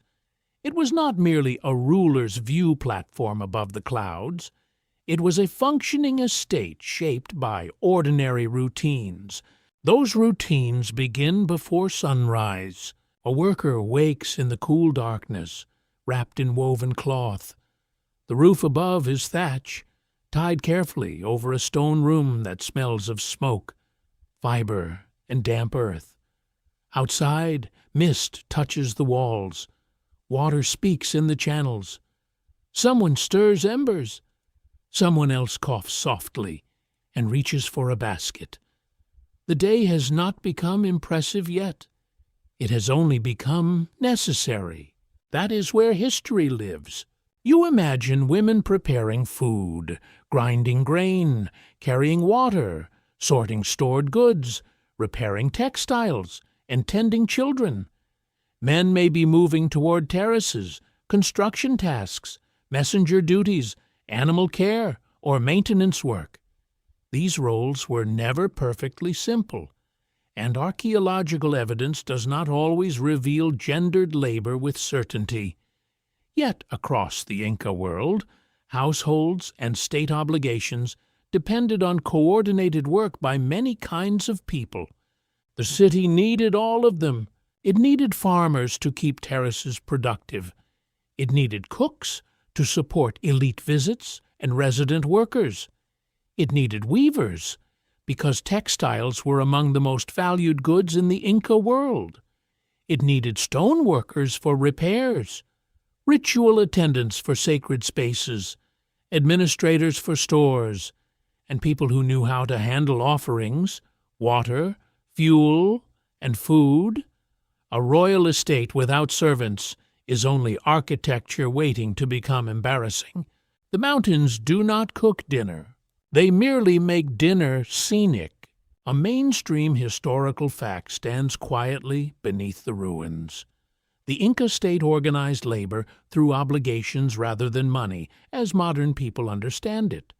Communities owed work to rulers and the state, contributing labor for roads, fields, buildings, storehouses, and estates. This system helped create monumental achievements, but it also meant that ordinary people carried the weight of imperial ambition on their backs, hands, and knees. You can almost feel that weight. A basket strap cuts across a forehead. A bundle presses against shoulders. A child watches an older relative sort tubers or fold cloth. Someone scrapes soot from a cooking area.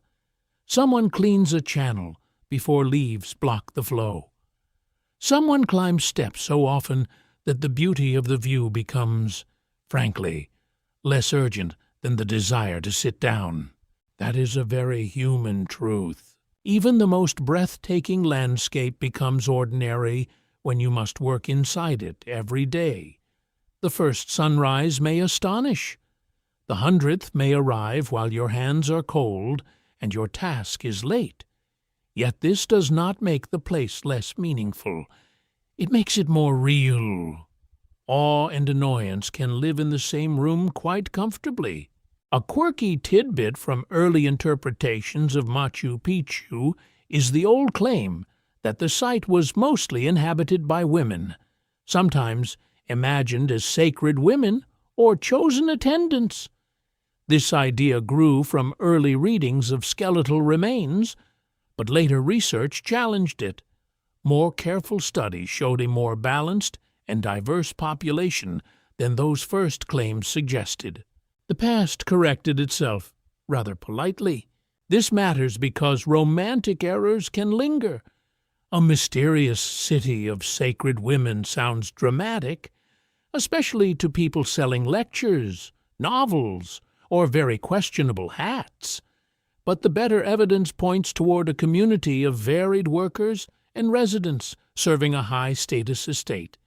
That reality may be less sensational, but it is richer. It gives the city kitchens, storage, tired feet, and human texture. You walk near a cluster of domestic rooms. The stone here is simpler, but not careless.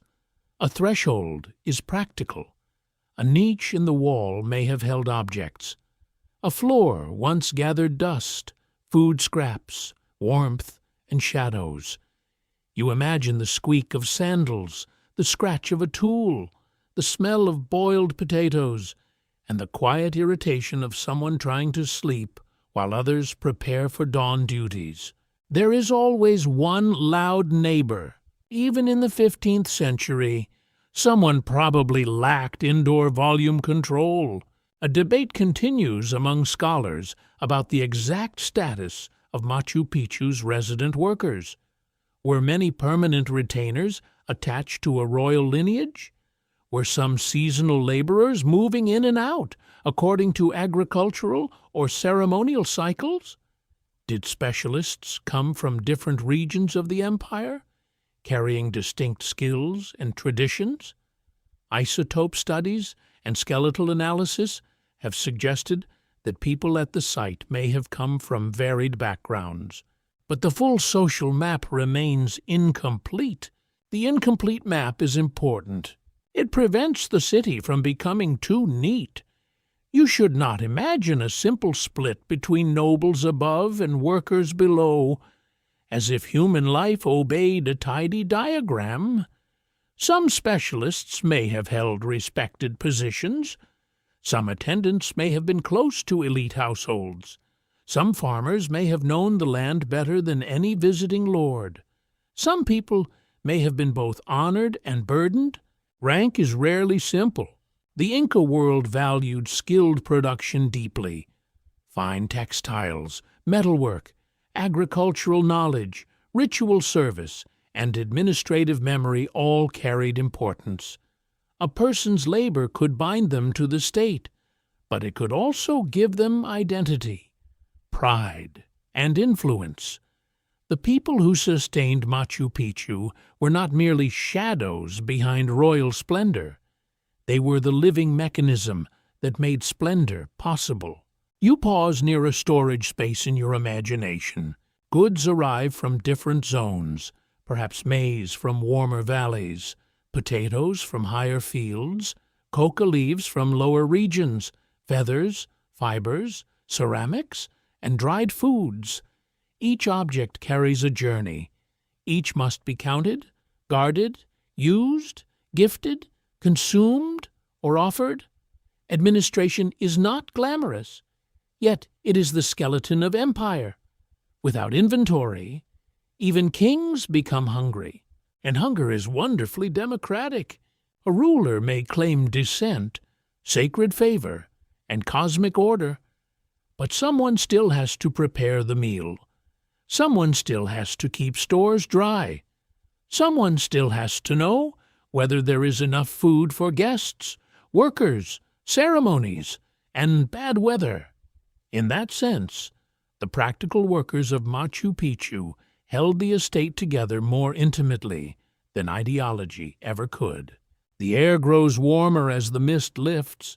You hear imagined conversation, not in exact words, because those are lost, but in rhythm, a complaint, a joke, a command, a song under the breath, a mother calling to a child, a craft worker correcting a mistake, a farmer commenting on clouds with the seriousness of someone whose work depends on rain behaving itself for once. These sounds make the city less lonely. They also make it more fragile. When you restore ordinary life to Machu Picchu, you restore the fact that every ancient place was temporary for the people inside it. They did not know they were living in a future wonder. They knew duties, weather, relationships, fear, loyalty, hunger, fatigue, and moments of quiet beauty. They knew the city from the inside, not from above. That is a different kind of knowledge. You stand in a modest doorway and look out toward the terraces. The view is magnificent, but the doorway belongs to work. This contrast holds the secret of the place. Machu Picchu was elite, sacred, carefully planned, and politically meaningful. It was also inhabited by people who swept floors, carried water, cooked food, repaired walls, tended fields, and woke too early. Perhaps that is why it still feels alive, not because a ruler passed through its finest rooms, though that mattered, not because priests watched light touch sacred stone, though that mattered too. It feels alive because the city depended on countless repeated actions, most of them humble, most of them unrecorded. The lost names are not empty. They are everywhere. Clouds drift across the lower terraces again. The domestic rooms soften in the pale vapor. Work areas become shadow. The famous stones regain their stillness. Yet beneath the silence, you can sense the hidden population of memory, carrying baskets, whispering jokes, grinding grain, mending cloth, watching weather, and making an impossible city ordinary enough to live in. And that ordinary life, vanished but not erased, remains one of the deepest mysteries above the clouds. The strangest survival of Machu Picchu may be its silence in conquest. You look across the empty rooms and imagine the 16th century arriving elsewhere with iron, horses, church bells, legal documents, hunger, fear, and unfamiliar disease. Great centers of Inca power were shaken, entered, renamed, and transformed.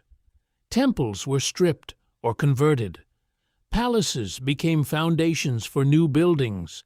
Sacred places were reinterpreted through foreign eyes. Yet this ridge remained outside the main colonial gaze. The city Spain never saw is not a perfect phrase, but it carries a truth. Spanish soldiers and officials reached Cusco, the imperial heart, and they saw enough gold, stone, ceremony, and political tension to understand that the Inca world had been extraordinary. They recorded many places, sometimes with fascination, sometimes with contempt, often with confusion. But no clear colonial account describes Machu Picchu as a living royal estate or a conquered sanctuary. The site seems to have slipped from imperial attention into local memory and mountain vegetation. That absence is powerful. It does not mean no one knew the ridge existed. Local people knew the land. Farmers and families continued to move through the region. Fields, paths, and ruins do not vanish from every human mind simply because official documents ignore them. The better mystery is not total disappearance. It is the failure of the site to become a major Spanish target. Church site, administrative center, or colonial town. You feel the importance of that.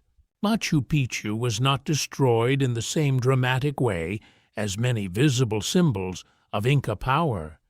It was not rebuilt as a colonial plaza. Its sacred stones were not openly replaced by a chapel. Its walls were not quarried on a grand scale for a Spanish settlement. The city faded rather than being theatrically broken. That is why its shape remained so unusually intact. History sometimes preserves by neglect. It is not a kind method. A mainstream historical fact stands behind this silence. The Spanish conquest of the Inca Empire unfolded during the 16th century, especially after the capture of Atahualpa in 1532 and the occupation of Cusco in 1533. Scholars at major universities have long studied how conquest was aided by civil war, disease, alliances with local groups, and the rapid disruption of Inca authority. The empire did not fall because of one battle alone. It unraveled through many pressures at once. Machu Picchu belonged to that unraveling world. If it was tied to a royal lineage or a state system, then its support depended on the political structure around it. When that structure fractured, distant or specialized estates could lose purpose quickly. Workers might be reassigned, flee, die from disease, or return to home communities. Elite families might shift priorities or be absorbed into colonial arrangements. Sacred obligations might weaken under danger and uncertainty. The city did not need to be stormed. It only needed its world to collapse. You imagine the last period of occupation, though not as a single dramatic final night. It may have been slower than that. A storehouse empties and is not refilled. A field is tended less often. A roof leaks and no one repairs it properly. A fountain channel gathers debris. A room is left closed. A path grows narrow under leaves. The city does not scream. It exhales. That kind of ending is harder to see. A quirky local story sometimes suggests that Machu Picchu was deliberately hidden from the Spanish by people who erased paths or guarded knowledge of the ridge. There is no firm proof for such a clean and heroic version, but the idea is emotionally satisfying. People like to imagine a secret preserved by clever silence. It gives the ruins a conspiratorial warmth, like the mountain itself helped keep watch. Perhaps silence did help, not as a grand plot, but as geography, timing, and declining relevance. The site was difficult to reach, not placed on the easiest colonial route, and perhaps no longer central when Spanish attention hardened around wealth, labor, mines, land, and towns. A remote royal estate without obvious continuing treasure may not have mattered enough to record carefully. Bureaucracy can be surprisingly blind when it sees no immediate profit. A mountain can hide inside inconvenience. The surrounding cloud forest also played its part. Vegetation grows quickly where moisture and warmth allow it. Stone walls may endure, but paths disappear. Roofs collapse. Terraces become green slopes again. A doorway behind leaves is not a city to an uninterested official. It is an obstacle, or perhaps not even noticed at all. You hear the forest returning? Leaves spread over steps. Roots enter cracks. Birds nest in roofless rooms. Moss softens sharp edges. The wild does not invade in anger. It simply resumes. Human order requires repetition, but the forest needs only time. Without daily cutting, sweeping, burning, planting, and repairing, the city begins to blur back into mountain. That blurring saved it. Scholars still debate the exact reasons Machu Picchu was abandoned and avoided major colonial transformation. Some emphasize disease and demographic collapse. Others point toward the decline of royal estate institutions after conquest. Others consider regional isolation and the shifting priorities of Spanish administration. There is no single document that neatly closes the case, which is considerate of the past, if somewhat inconvenient for everyone else. The uncertainty fits the place. You stand in an open area and imagine news arriving from below. Cusco has changed hands. Powerful families are negotiating survival. Foreign men have entered sacred spaces. New demands are being made. Old obligations are dangerous or impossible. A person living on this ridge might not understand the full scale at first. Empires do not collapse evenly. They arrive as rumors before they arrive as facts. A messenger's face can change history. Then come choices, none of them clean. Stay and maintain a fading estate. Leave for kin elsewhere. Hide valuable items. Continue rituals quietly. Accept new authority. Resist where possible. Adapt without admitting defeat. Ancient lives rarely fit into the tidy categories that later centuries enjoy. Most people are not symbols. They are people trying to remain alive. You touch a wall that avoided conversion into someone else's foundation. That survival changes the emotional force of Machu Picchu. Many Inca stones in Cusco still stand, but they stand beneath colonial buildings, carrying a layered history of domination, adaptation, and endurance. Machu Picchu offers a different feeling. It gives you an Inca-planned landscape without the same level of visible colonial overriding. Not untouched, of course. No famous place stays untouched, but the original form speaks with unusual clarity. That clarity is why the silence matters. The absence of Spanish transformation lets the city appear almost suspended. Yet this can mislead you if you are not careful. Machu Picchu was not outside history. It was not protected by magic.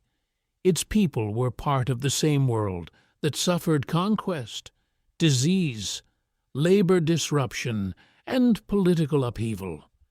The ridge preserved walls, but it did not preserve the lives that once moved between them. That thought cools the air. The city Spain never saw is also the city Spain did not save, describe, understand, or fully destroy. It was left to weather, local memory, vegetation, and time. In one sense, that neglect allowed modern archaeology to encounter a remarkably coherent site. In another sense, it reminds you how much was lost without ever being written down. Silence can protect stone while swallowing voices. You listen for those voices. There is only wind through grass, water in hidden channels, and the far river moving below. The conquest is not visible here in broken statues or burned beams. It appears as absence. No more full household, no more regular ceremony, no more royal arrival, no more workers maintaining every edge with the urgency of daily need. The mountain kept the shape. Time removed the breath. Mist gathers again among the doorways. The city seems to withdraw into itself, neither conquered in the usual way nor spared in any gentle sense. Its survival is not a simple triumph. It is a complicated gift, made from remoteness, neglect, collapse, and the stubborn patience of stone. And so Machu Picchu remains above the river, not exactly lost, not exactly saved, but quietly passed over by one empire as another disappeared into cloud. The bones of Machu Picchu speak in a language quieter than stone. You enter a different kind of mystery now, not carved into walls or terraces, but held in human remains. Here the city becomes intimate, not royal, not scenic, not arranged for distant photographs. Human bones bring the ridge closer to the body. They remind you that every ancient place was once filled with hunger, age, sickness, strength, injury, laughter, and sleep. The mountain does not preserve everyone equally. Early excavations at Machu Picchu uncovered human remains in caves, burial contexts, and disturbed areas around the site. These discoveries became central to some of the first modern interpretations of the city. Researchers connected with Yale studied the remains in the early 20th century, and later specialists revisited those conclusions with more advanced methods. The story of the bones is also the story of scholarship correcting itself. That is important. The first interpretations leaned heavily toward the idea that many of the remains belonged to women. This helped create the romantic image of Machu Picchu as a refuge of chosen women, priestesses, or sacred attendants. It was a dramatic idea, elegant in a mysterious sort of way, and wonderfully convenient for anyone who wanted the city to feel like a hidden mountain temple. The evidence, however, became less obedient with time. Evidence does that sometimes. Later analysis suggested a more balanced population, with both male and female individuals represented. The bones did not support the older fantasy as strongly as once believed. They pointed instead toward a community connected with service, work, status, and diverse origins. The correction was less theatrical, but far more human. Machu Picchu did not need to be a sanctuary of vanished maidens to matter. It was already strange enough. You imagine the early excavators moving through burial places with the assumptions of their own time. They measured, labeled, packed, and interpreted. Some were careful by the standards they knew. Others worked in ways modern archaeology would judge incomplete or damaging. That is not an insult. It is a reminder that science has a history too, and early certainty can age badly under better questions. A skull in a box is not a whole life. A bone can reveal age, health, ancestry, diet, movement, trauma, and stress, but only partially. It does not tell you a person's favorite smell after rain. It does not tell you whether they feared heights, loved a song, resented a supervisor, or once laughed so hard they spilled food. Science can recover patterns. It cannot restore every breath. Still, patterns matter. Studies of human remains from Machu Picchu have explored diet, skeletal stress, and possible geographic origins. Some findings suggest that people buried or present at the site may have come from different regions of the Inca world. That fits the wider imperial pattern of moving labor, specialists, attendants, and goods across long distances. The city may have gathered human bodies as it gathered stone, water, crops, and authority. The estate was not socially simple. You picture a young person born far from the ridge, brought through obligations or service into a mountain world of rain and granite. Another may have grown up near the Urubamba Valley, knowing the river's turns and the moods of the cloud forest. Another may have been skilled in weaving, food preparation, ritual duty, or administrative support. Their bones ended in the same landscape, but their beginnings may have been scattered. That is a haunting thought. The dead make the city wider. A scholarly debate remains over the exact social identities of the people represented in the remains. Were they permanent retainers attached to a royal estate? Were some members of specialist groups moved by the state? Did certain burials reflect status, duty, or ritual selection? Researchers continue to examine the evidence through newer methods, while also dealing with the limitations of old excavations and incomplete records. The past is generous, then evasive. Burial at Machu Picchu also raises questions about emotion. Who mourned here?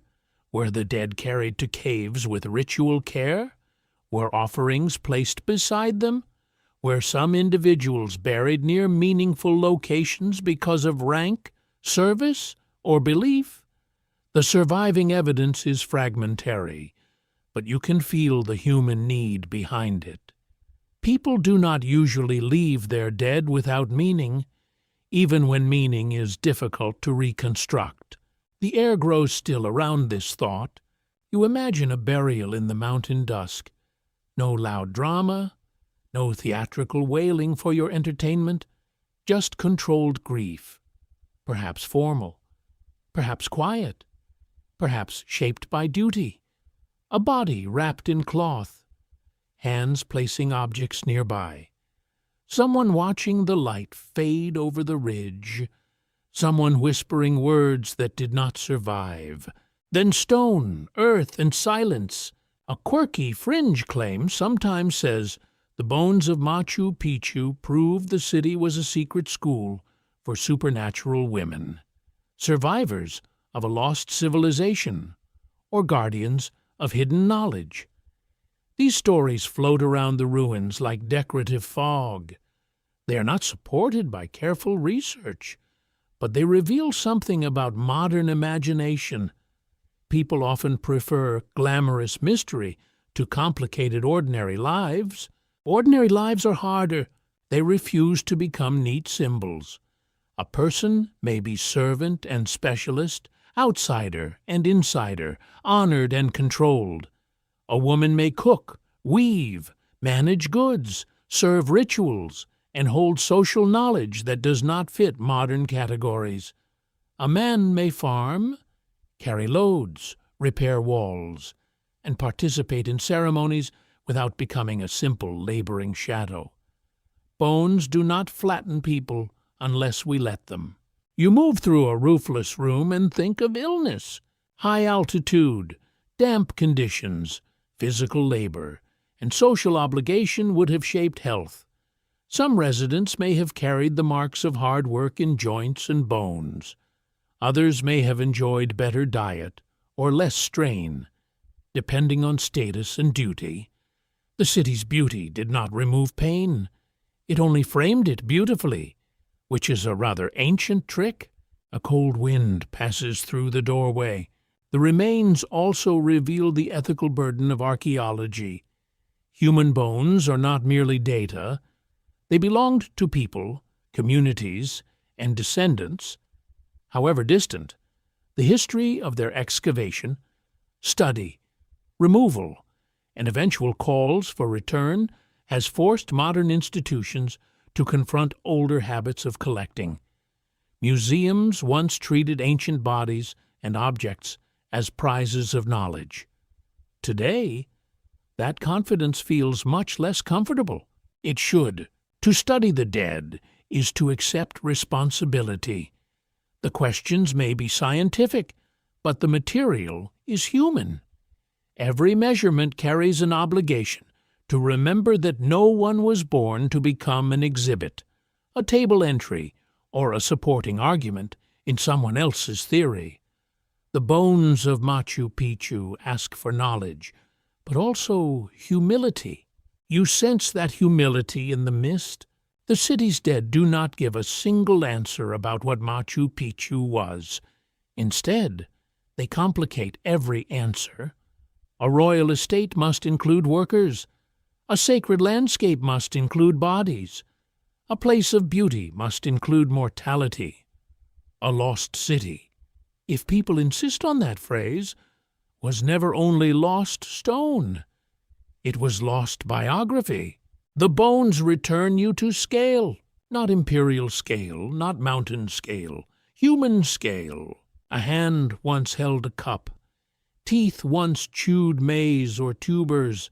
Feet climbed steps you now imagine in silence. Eyes once watched clouds erase the peaks. A person once lay awake under a thatched roof, hearing rain on the city and wondering about something no scholar can recover. That missing thought may be the truest ruin. As clouds thicken, the burial questions do not close. They remain open, like doorways without roofs. Who belonged here? Who was brought here? Who died here by chance, duty, illness, age, or ritual meaning? Which bones were honored? Which were overlooked? And which were disturbed by the hands of later discovery? No wall can answer fully. The mountain keeps the rest. And so, the human remains of Machu Picchu do not solve the city's mystery.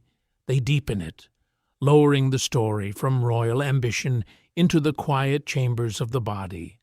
Stone endures, water flows, terraces hold, and temples wait for light. But beneath all of that, the city is still most powerfully haunted by people who breathed here once, then became part of the mountain's silence. The rediscovery story begins not with discovery, but with forgetting who remembered.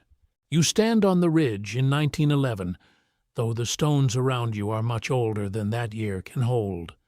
The air is wet, the slopes are green, and the ruins are partly covered by vegetation.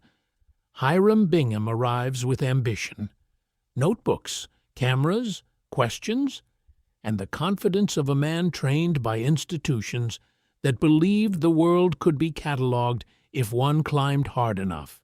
He was not the first human to see it. Local families knew the area.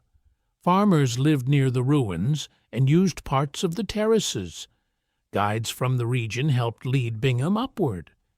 That truth has become essential to modern understanding, because it corrects the old heroic version in which a lone explorer finds a city swallowed by jungle and history. The better version is more complicated and therefore more honest. Machu Picchu entered global fame through Bingham, but it did not enter human knowledge through him. That distinction matters. Bingham was a lecturer and explorer connected with Yale University, and his expedition brought international attention to the site through photography, reports, and later publications. The National Geographic Society helped publicize the work, turning the ruins into a world-famous image of hidden Inca grandeur. Photographs of stone walls emerging from vegetation gave modern audiences exactly what they wanted: mystery, elevation, ruins, and a handsome amount of scholarly drama.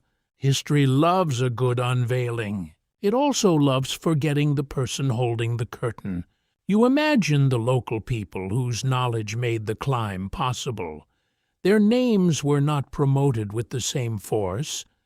Their relationship to the land was not treated as discovery in the grand international sense.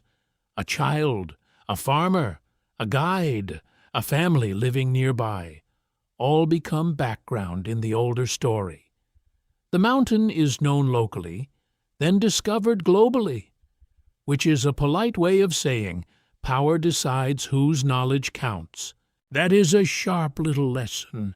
The 1911 expedition did important work, but it also belonged to its time.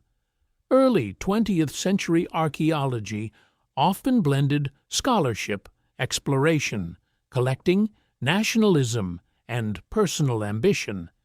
Excavators moved objects from their original places to museums and universities, frequently with permissions, agreements, or assumptions that later generations would question fiercely. The past was studied, but it was also removed. You feel that tension in every artifact.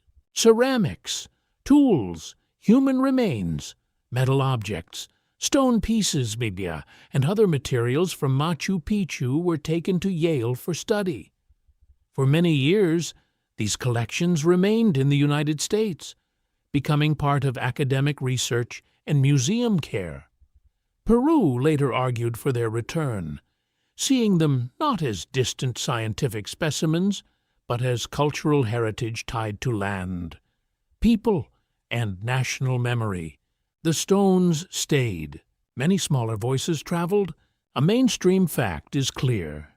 A long dispute developed between Peru and Yale over the Machu Picchu collections. After years of negotiation and pressure, many artifacts were returned to Peru in the 21st century. The return was not simply about boxes of ancient things. It was about ownership, dignity, scholarship, and the right of a country to care for material from one of its most iconic ancestral sites. Objects can carry politics quietly. They do not need to speak. You picture a ceramic vessel resting in a drawer far from the mountain air where it was made. Used, broken, buried, or found, In a museum, it becomes evidence. In a homeland, it becomes evidence and inheritance. Both settings can teach, but they do not mean the same thing. A label can describe clay, shape, and date, yet fail to describe longing. That is the part museums struggle to display. Scholars continue to debate the legacy of Bingham's expeditions.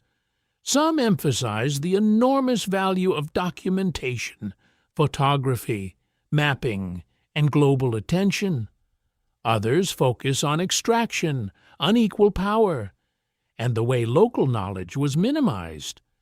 The more balanced view holds both truths together. Bingham helped make Machu Picchu famous, and his work helped develop study of the site. Yet the story also reveals how discovery can be shaped by privilege. A ruin can be found twice, once by those who live near it, again by those whom the world chooses to hear. A quirky tidbit from the early publicity is that Machu Picchu was sometimes linked to the search for Vilcabamba, the last Inca refuge against Spanish power. Bingham thought he had found something connected to that dramatic final stronghold. Later scholarship showed that identification was mistaken. Machu Picchu was not Vilcabamba, but the confusion helped fuel its aura. Wrong ideas can be strangely effective advertising. The past has excellent marketing when misunderstood. You imagine readers in the early 20th century opening magazines and seeing photographs of terraces wrapped in cloud. For them, the city becomes a lost world, a stone dream above a canyon, a place of secrets finally revealed by modern exploration. They do not smell the wet grass. They do not hear local farmers naming paths. They do not see the negotiations behind excavation permits or the labor behind clearing vegetation. They see romance. Romance travels faster than complexity, yet the photographs mattered. They preserved views of the site at a particular moment, showing how vegetation had covered walls and how excavation changed the appearance of the ruins. They allowed scholars far away to study the architecture. They inspired further research, tourism, conservation, and protection. The camera both revealed and transformed the city. Every lens makes a choice. A photograph can make a ruin look empty, even when people stand just outside the frame. It can make a landscape appear timeless, even when politics surrounds it. It can turn a living region into a stage for foreign wonder. This does not make photographs useless. It makes them powerful, and power should be handled carefully. You step through this history with slower feet. The removed treasures were not only objects, they were context. When an artifact leaves its place, scholars can still study it, but something changes. The mountain light is gone. The relationship to a room, a burial, a path, or a fountain may become harder to reconstruct. Notes may help. Drawings may help. Careful records may help. But context is delicate, and early excavations did not always protect it as modern archaeology would demand. A broken pot can travel. Its silence travels badly. The return of many materials to Peru marks a different chapter in how the world thinks about archaeology. There is growing recognition that cultural heritage should not be treated as a trophy of exploration. Collaboration with local scholars, descendant communities, and national institutions matters. The study of Machu Picchu is no longer only a story of foreign discovery. It is a shared and contested field of memory. That shift feels overdue. But history rarely apologizes quickly. You imagine the artifacts returning across distance, not triumphantly in some simple emotional scene, but through crates, paperwork, specialists, catalogs, agreements, and institutional caution. Their return is practical and symbolic at once. They come back not to the exact ancient rooms where they were found, but to the country whose mountains shaped them. That is not a perfect restoration. It is still meaningful. The ridge remains in mist, while the collections move through modern systems. This contrast is almost funny. Ancient ceramics, born in a world without alphabetic writing or wheeled transport across those slopes, become subjects of legal agreements, academic claims, inventories, conservation protocols, and public ceremonies. The old city keeps creating new bureaucracy. Somewhere, perhaps, an Inca administrator would appreciate the attention to records. Administrators always find a way. The rediscovery of Machu Picchu also changed the site itself. Fame brought visitors, money, roads, hotels, pressure, conservation challenges, and global admiration. A place once protected partly by remoteness became one of the most recognizable archaeological sites on Earth. Recognition saved it from obscurity, but also exposed it to crowds. Modern love can wear heavy shoes. You can feel those shoes on the stones. Tourism has forced Peru and international bodies to think carefully about preservation. Foot traffic, weather, landslide risks, and infrastructure all place stress on the site. The question is not whether people should see Machu Picchu. The question is how many, how often, and under what protections. Wonder is not harmless simply because it feels sincere. A city can be loved too hard. As the clouds shift over the ridge, the rediscovery story becomes less like a single event and more like a series of claims. Local memory claims it through land. Archaeology claims it through study. Peru claims it through heritage. Yale once claimed custody through research. Tourists claim it through experience. The world claims it through imagination. The mountain, naturally, says nothing and outlasts everyone. That silence is almost rude, yet it is useful. It reminds you that Machu Picchu is not owned by any one story. The 1911 expedition revealed the site to a global audience, but the ruins already belong to older histories and local knowledge. The removed artifacts deepened scholarship, but their return deepened justice. Fame gave the city a new life, but also new dangers. You stand among stones that have survived both abandonment and admiration.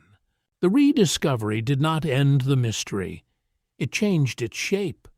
The question is no longer only what Machu Picchu was in the 15th century. It is also what modern people do with ancient places once they become famous. Do they study them, sell them, protect them, simplify them, or listen to them?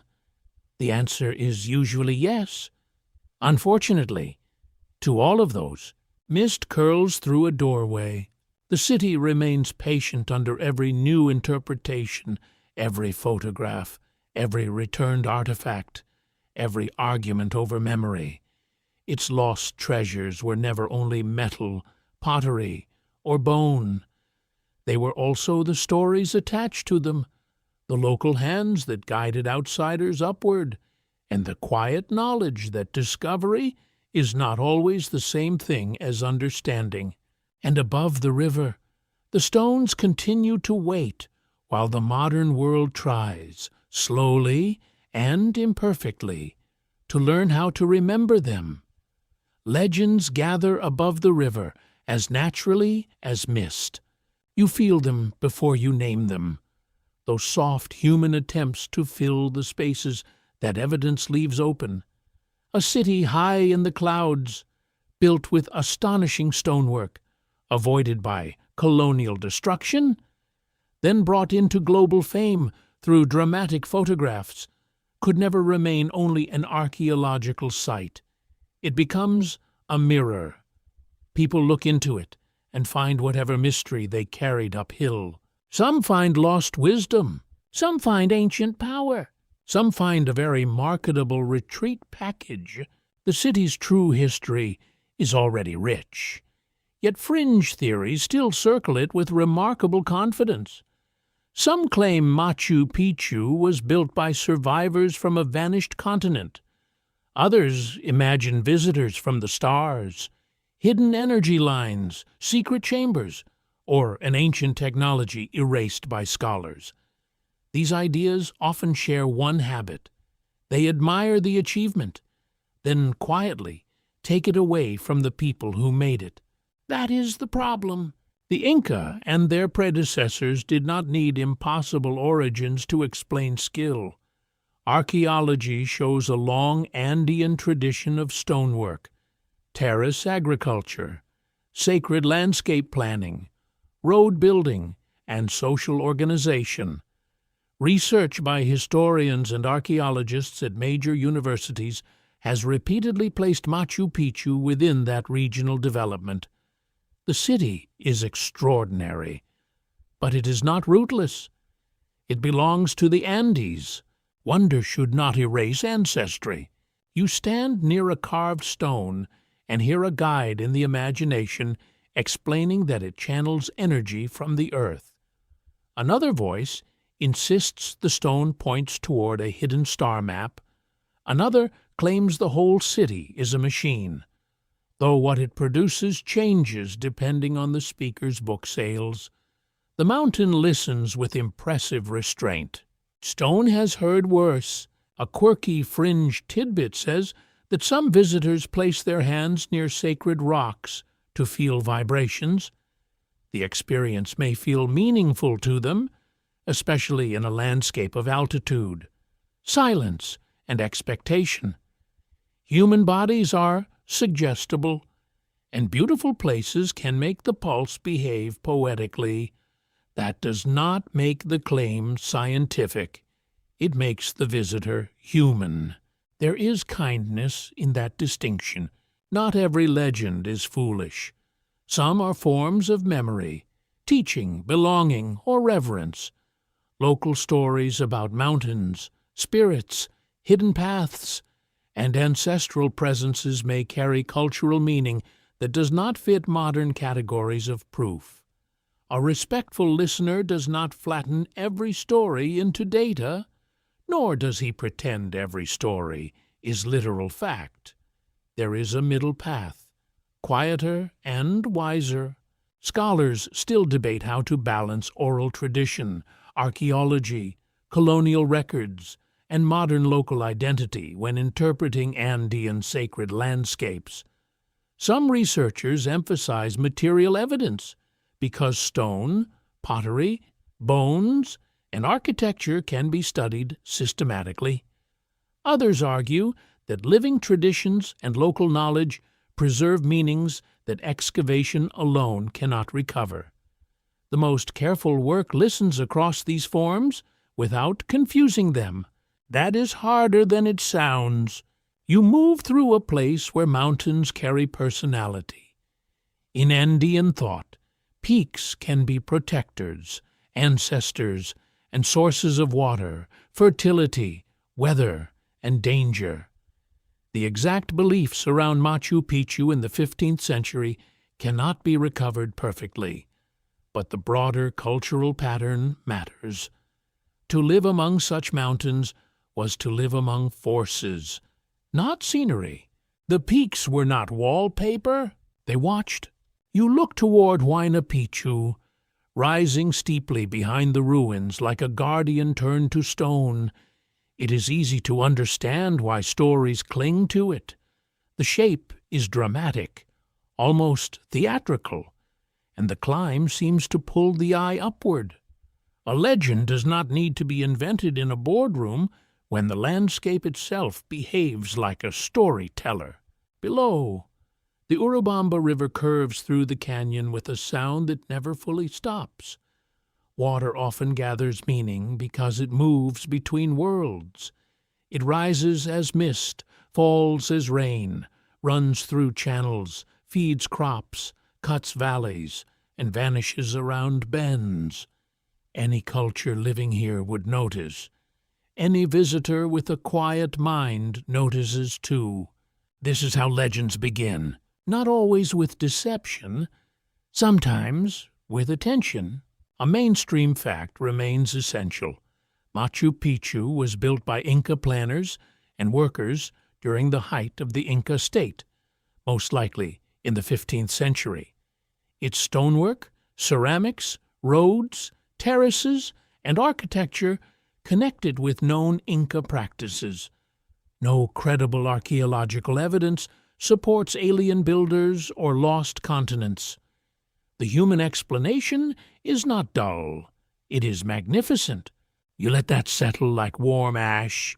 The human explanation includes skill, authority, belief, duty, suffering, beauty, error, repair, abandonment, local memory, excavation, argument, return, tourism, and preservation.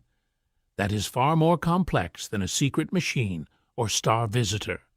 Fringe stories often simplify the past while pretending to deepen it. They give you one dramatic answer and remove 1,000 human details. Machu Picchu deserves better. Still, legends persist because the site does something to the imagination. The clouds arrive quickly.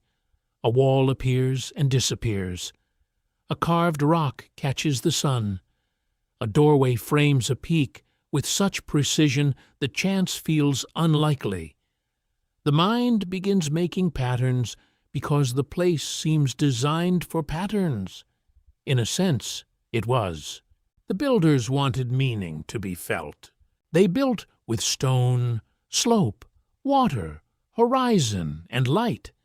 They created spaces where a visitor could sense order larger than ordinary life. That does not mean every modern interpretation is correct. It means the city was successful. It still makes people feel that hidden structure lies just beyond speech. Your ears catch a distant bird call. The sound repeats, then fades into river noise. You think of local families who knew the ruins before global fame wrapped them in myth. For them, stories may have been less about international mystery and more about land, ancestry, livelihood, and memory.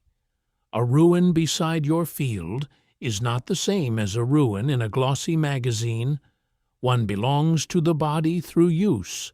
The other belongs to the eye through desire. Both can be powerful. They are not the same. Modern tourism has added new legends, too. Some are harmless, like exaggerated guide stories about perfectly aligned stones or secret royal chambers. Some are careless, turning sacred landscapes into decorative backdrops for personal transformation. Some are exploitative, selling ancient wisdom as if it were a souvenir wrapped in incense smoke. The past becomes a brand when attention loses humility. You can almost smell the incense, and perhaps a little sunscreen. There is gentle humor in it, but also concern. When a place becomes famous for mystery, people may stop listening to what is actually known. They ask only for secrets, not for labor. They want hidden tunnels, not drainage systems. They want supernatural builders, not farmers, masons, servants, and planners. They want the past to entertain them more than instruct them. That is a poor bargain.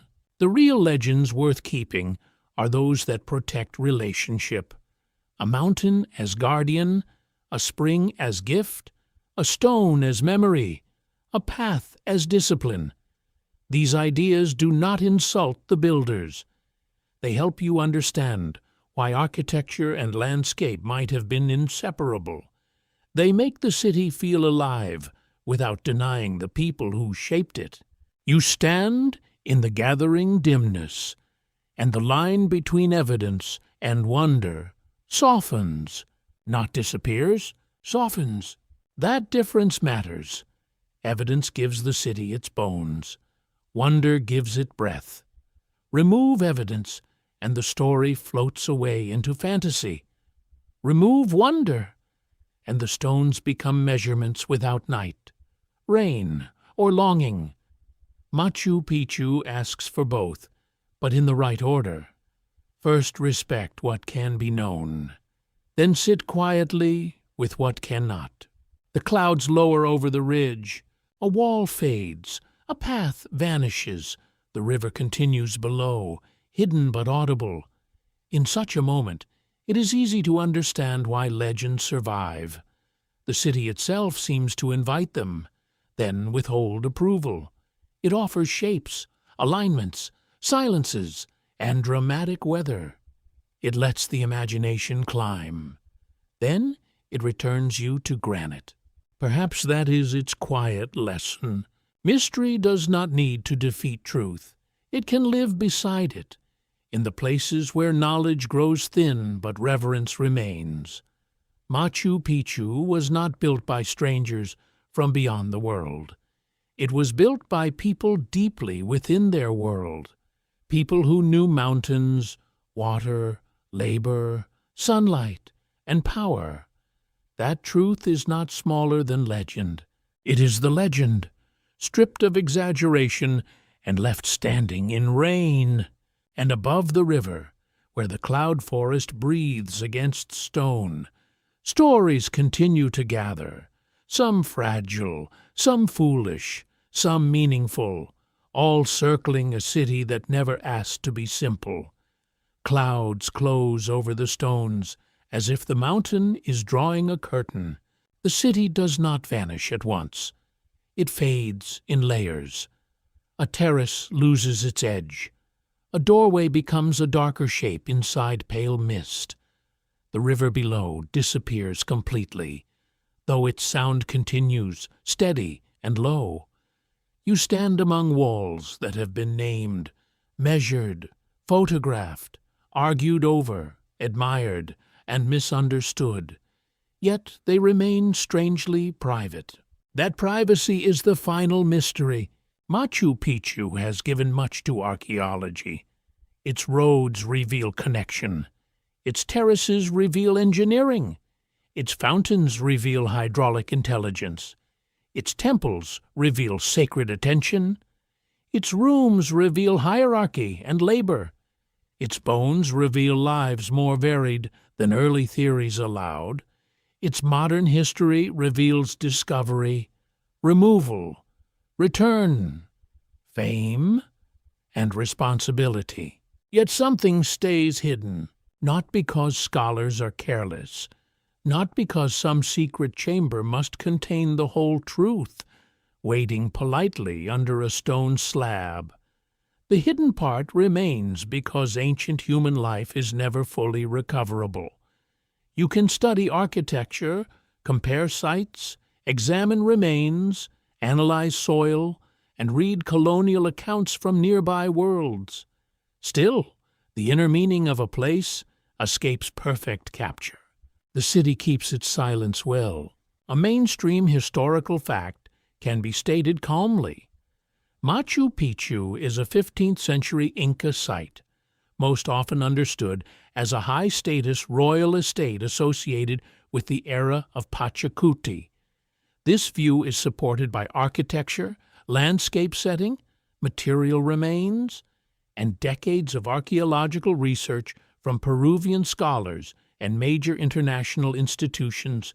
It is not an alien ruin, not a lost continent outpost, and not a fantasy kingdom. It is more interesting than that. It is a human place built at an almost inhuman edge. That is where its power gathers. The achievement does not require impossible builders. It requires real ones organized within a society that could command labor, shape stone, guide water, read mountains, and turn a dangerous ridge into a world of ritual, farming, residence, and authority. You let the thought rest. The mystery is not whether humans could build it. They could. They did. The deeper mystery is why this particular combination of beauty, power, faith, and difficulty mattered enough to create. Why did this ridge speak so strongly to Inca planners? Why did the surrounding peaks seem suitable companions for elite life? Why did water, light, stone, and slope come together here with such confidence? There are answers, but none alone. A royal estate explains status. Sacred geography explains reverence. Agriculture explains support. Roads explain access. Drainage explains survival. Imperial labor explains construction. Abandonment explains silence. Local memory explains continuity. Modern archaeology explains rediscovery. Each answer is a lamp, and the lamps overlap, but the whole room never becomes completely bright. That is not failure, it is history. A scholarly debate remains around the balance of Machu Picchu's functions. Researchers continue to ask whether its primary identity was royal, ceremonial, agricultural, administrative, symbolic, seasonal, or some blend we cannot name with modern categories. The safest understanding may be the most layered one. Machu Picchu was not one thing. It was a system of meanings arranged in stone. The city resists being reduced. You walk through the mist and notice how every explanation changes the way a wall appears. If it is a royal estate, the doorway becomes controlled access. If it is a sacred landscape, the same doorway becomes a frame for mountain presence. If it is a working settlement, the doorway becomes a route for tired feet and carried goods. The stone has not changed. Your question has. That is the quiet trick of ruins. They answer differently depending on what you bring to them. A quirky final tidbit belongs to the mountain itself. Many visitors say Machu Picchu feels most alive when it is partly hidden, not fully revealed under a bright tourist sky. Mist improves mystery, which is convenient for a place already famous for being mysterious. The cloud does not add facts, it adds permission. It allows the mind to slow down and stop demanding hard edges. You breathe in damp air. The scent is grass, rain, mineral stone, and distant forest. Your fingers brush a wall still cold from the morning. Somewhere, unseen water runs through its channel.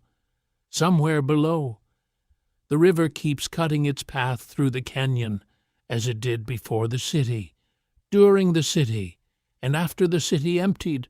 Human ambition rests here, but the landscape remains older than every plan. The mountain is not impressed easily. This is important. Machu Picchu is often treated as a triumph over nature, but that is not quite right. It is more like a collaboration under strict conditions. The Inca did not conquer the ridge in a simple sense.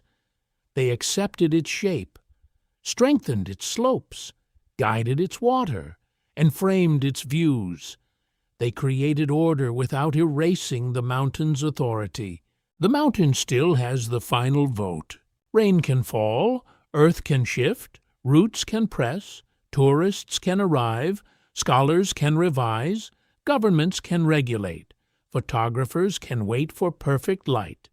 Yet the city remains dependent on the same forces that shaped its creation. Preservation is not a finished act. It is a continuing promise made to stone, soil, water, and memory. That promise is difficult. Fame has made Machu Picchu vulnerable. Every person who loves it adds pressure. Every footstep, every path, every plan for access becomes part of the site's modern story. Conservation now belongs to the mystery, too. How does the world protect a place that millions dream of seeing? How do you share wonder without wearing it down? There is no easy answer. Ancient builders understood maintenance. Modern people must learn it again. You look across the roofless rooms, and the city begins to feel less like a lost place than a listening place. It listens to each age that arrives. The Inca age gave it labor, ritual, and authority. The age of abandonment gave it vegetation and silence. The age of exploration gave it cameras and claims. The present age gives it crowds, care, debate, and longing. Each age leaves something behind. Some leave walls, some leave questions.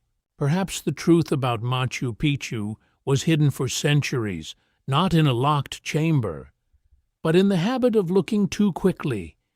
People wanted treasure, spectacle, prophecy, or a single dramatic explanation. The city offered something slower. It offered relationships, stone with mountain, water with settlement, ruler with landscape, worker with duty, past with present, known with unknowable. That is harder to sell. It is easier to feel. The mist thickens again. You can no longer see the full arrangement of the terraces. The sacred stones lose their outlines. The paths seem to lead everywhere and nowhere. In this soft erasure, Machu Picchu becomes what it has always been at its most powerful.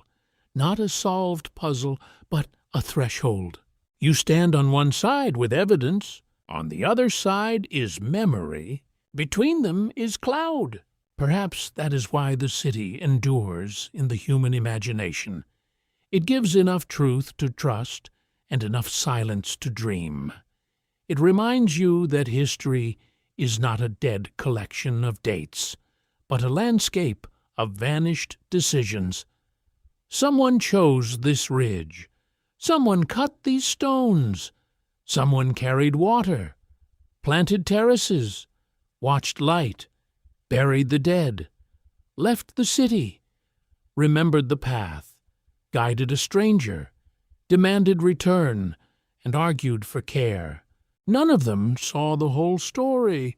Neither do you, and perhaps that is proper. A place like Machu Picchu should not be consumed entirely by explanation. It should remain partly distant, partly veiled, partly held by the mountains that made it possible. You may leave with facts, but the facts will not be all you carry. You will also carry the feeling of stone under mist, water in a hidden channel, and a city that seems to breathe when no one is speaking. Now the evening lowers gently over the ridge. The clouds soften the last walls, and the green mountain gathers the city back into itself. The river below keeps moving through darkness, patient and unseen. No answer rises from the stones. No final voice explains the purpose of every room, every path, every shadow. There is only the calm knowledge that human beings once built here with skill, belief, effort, and hope. That may be enough. Let the city grow, quieter now. Let the terraces become dark lines in the mist. Let the old fountains continue their small silver music where the path bends out of sight.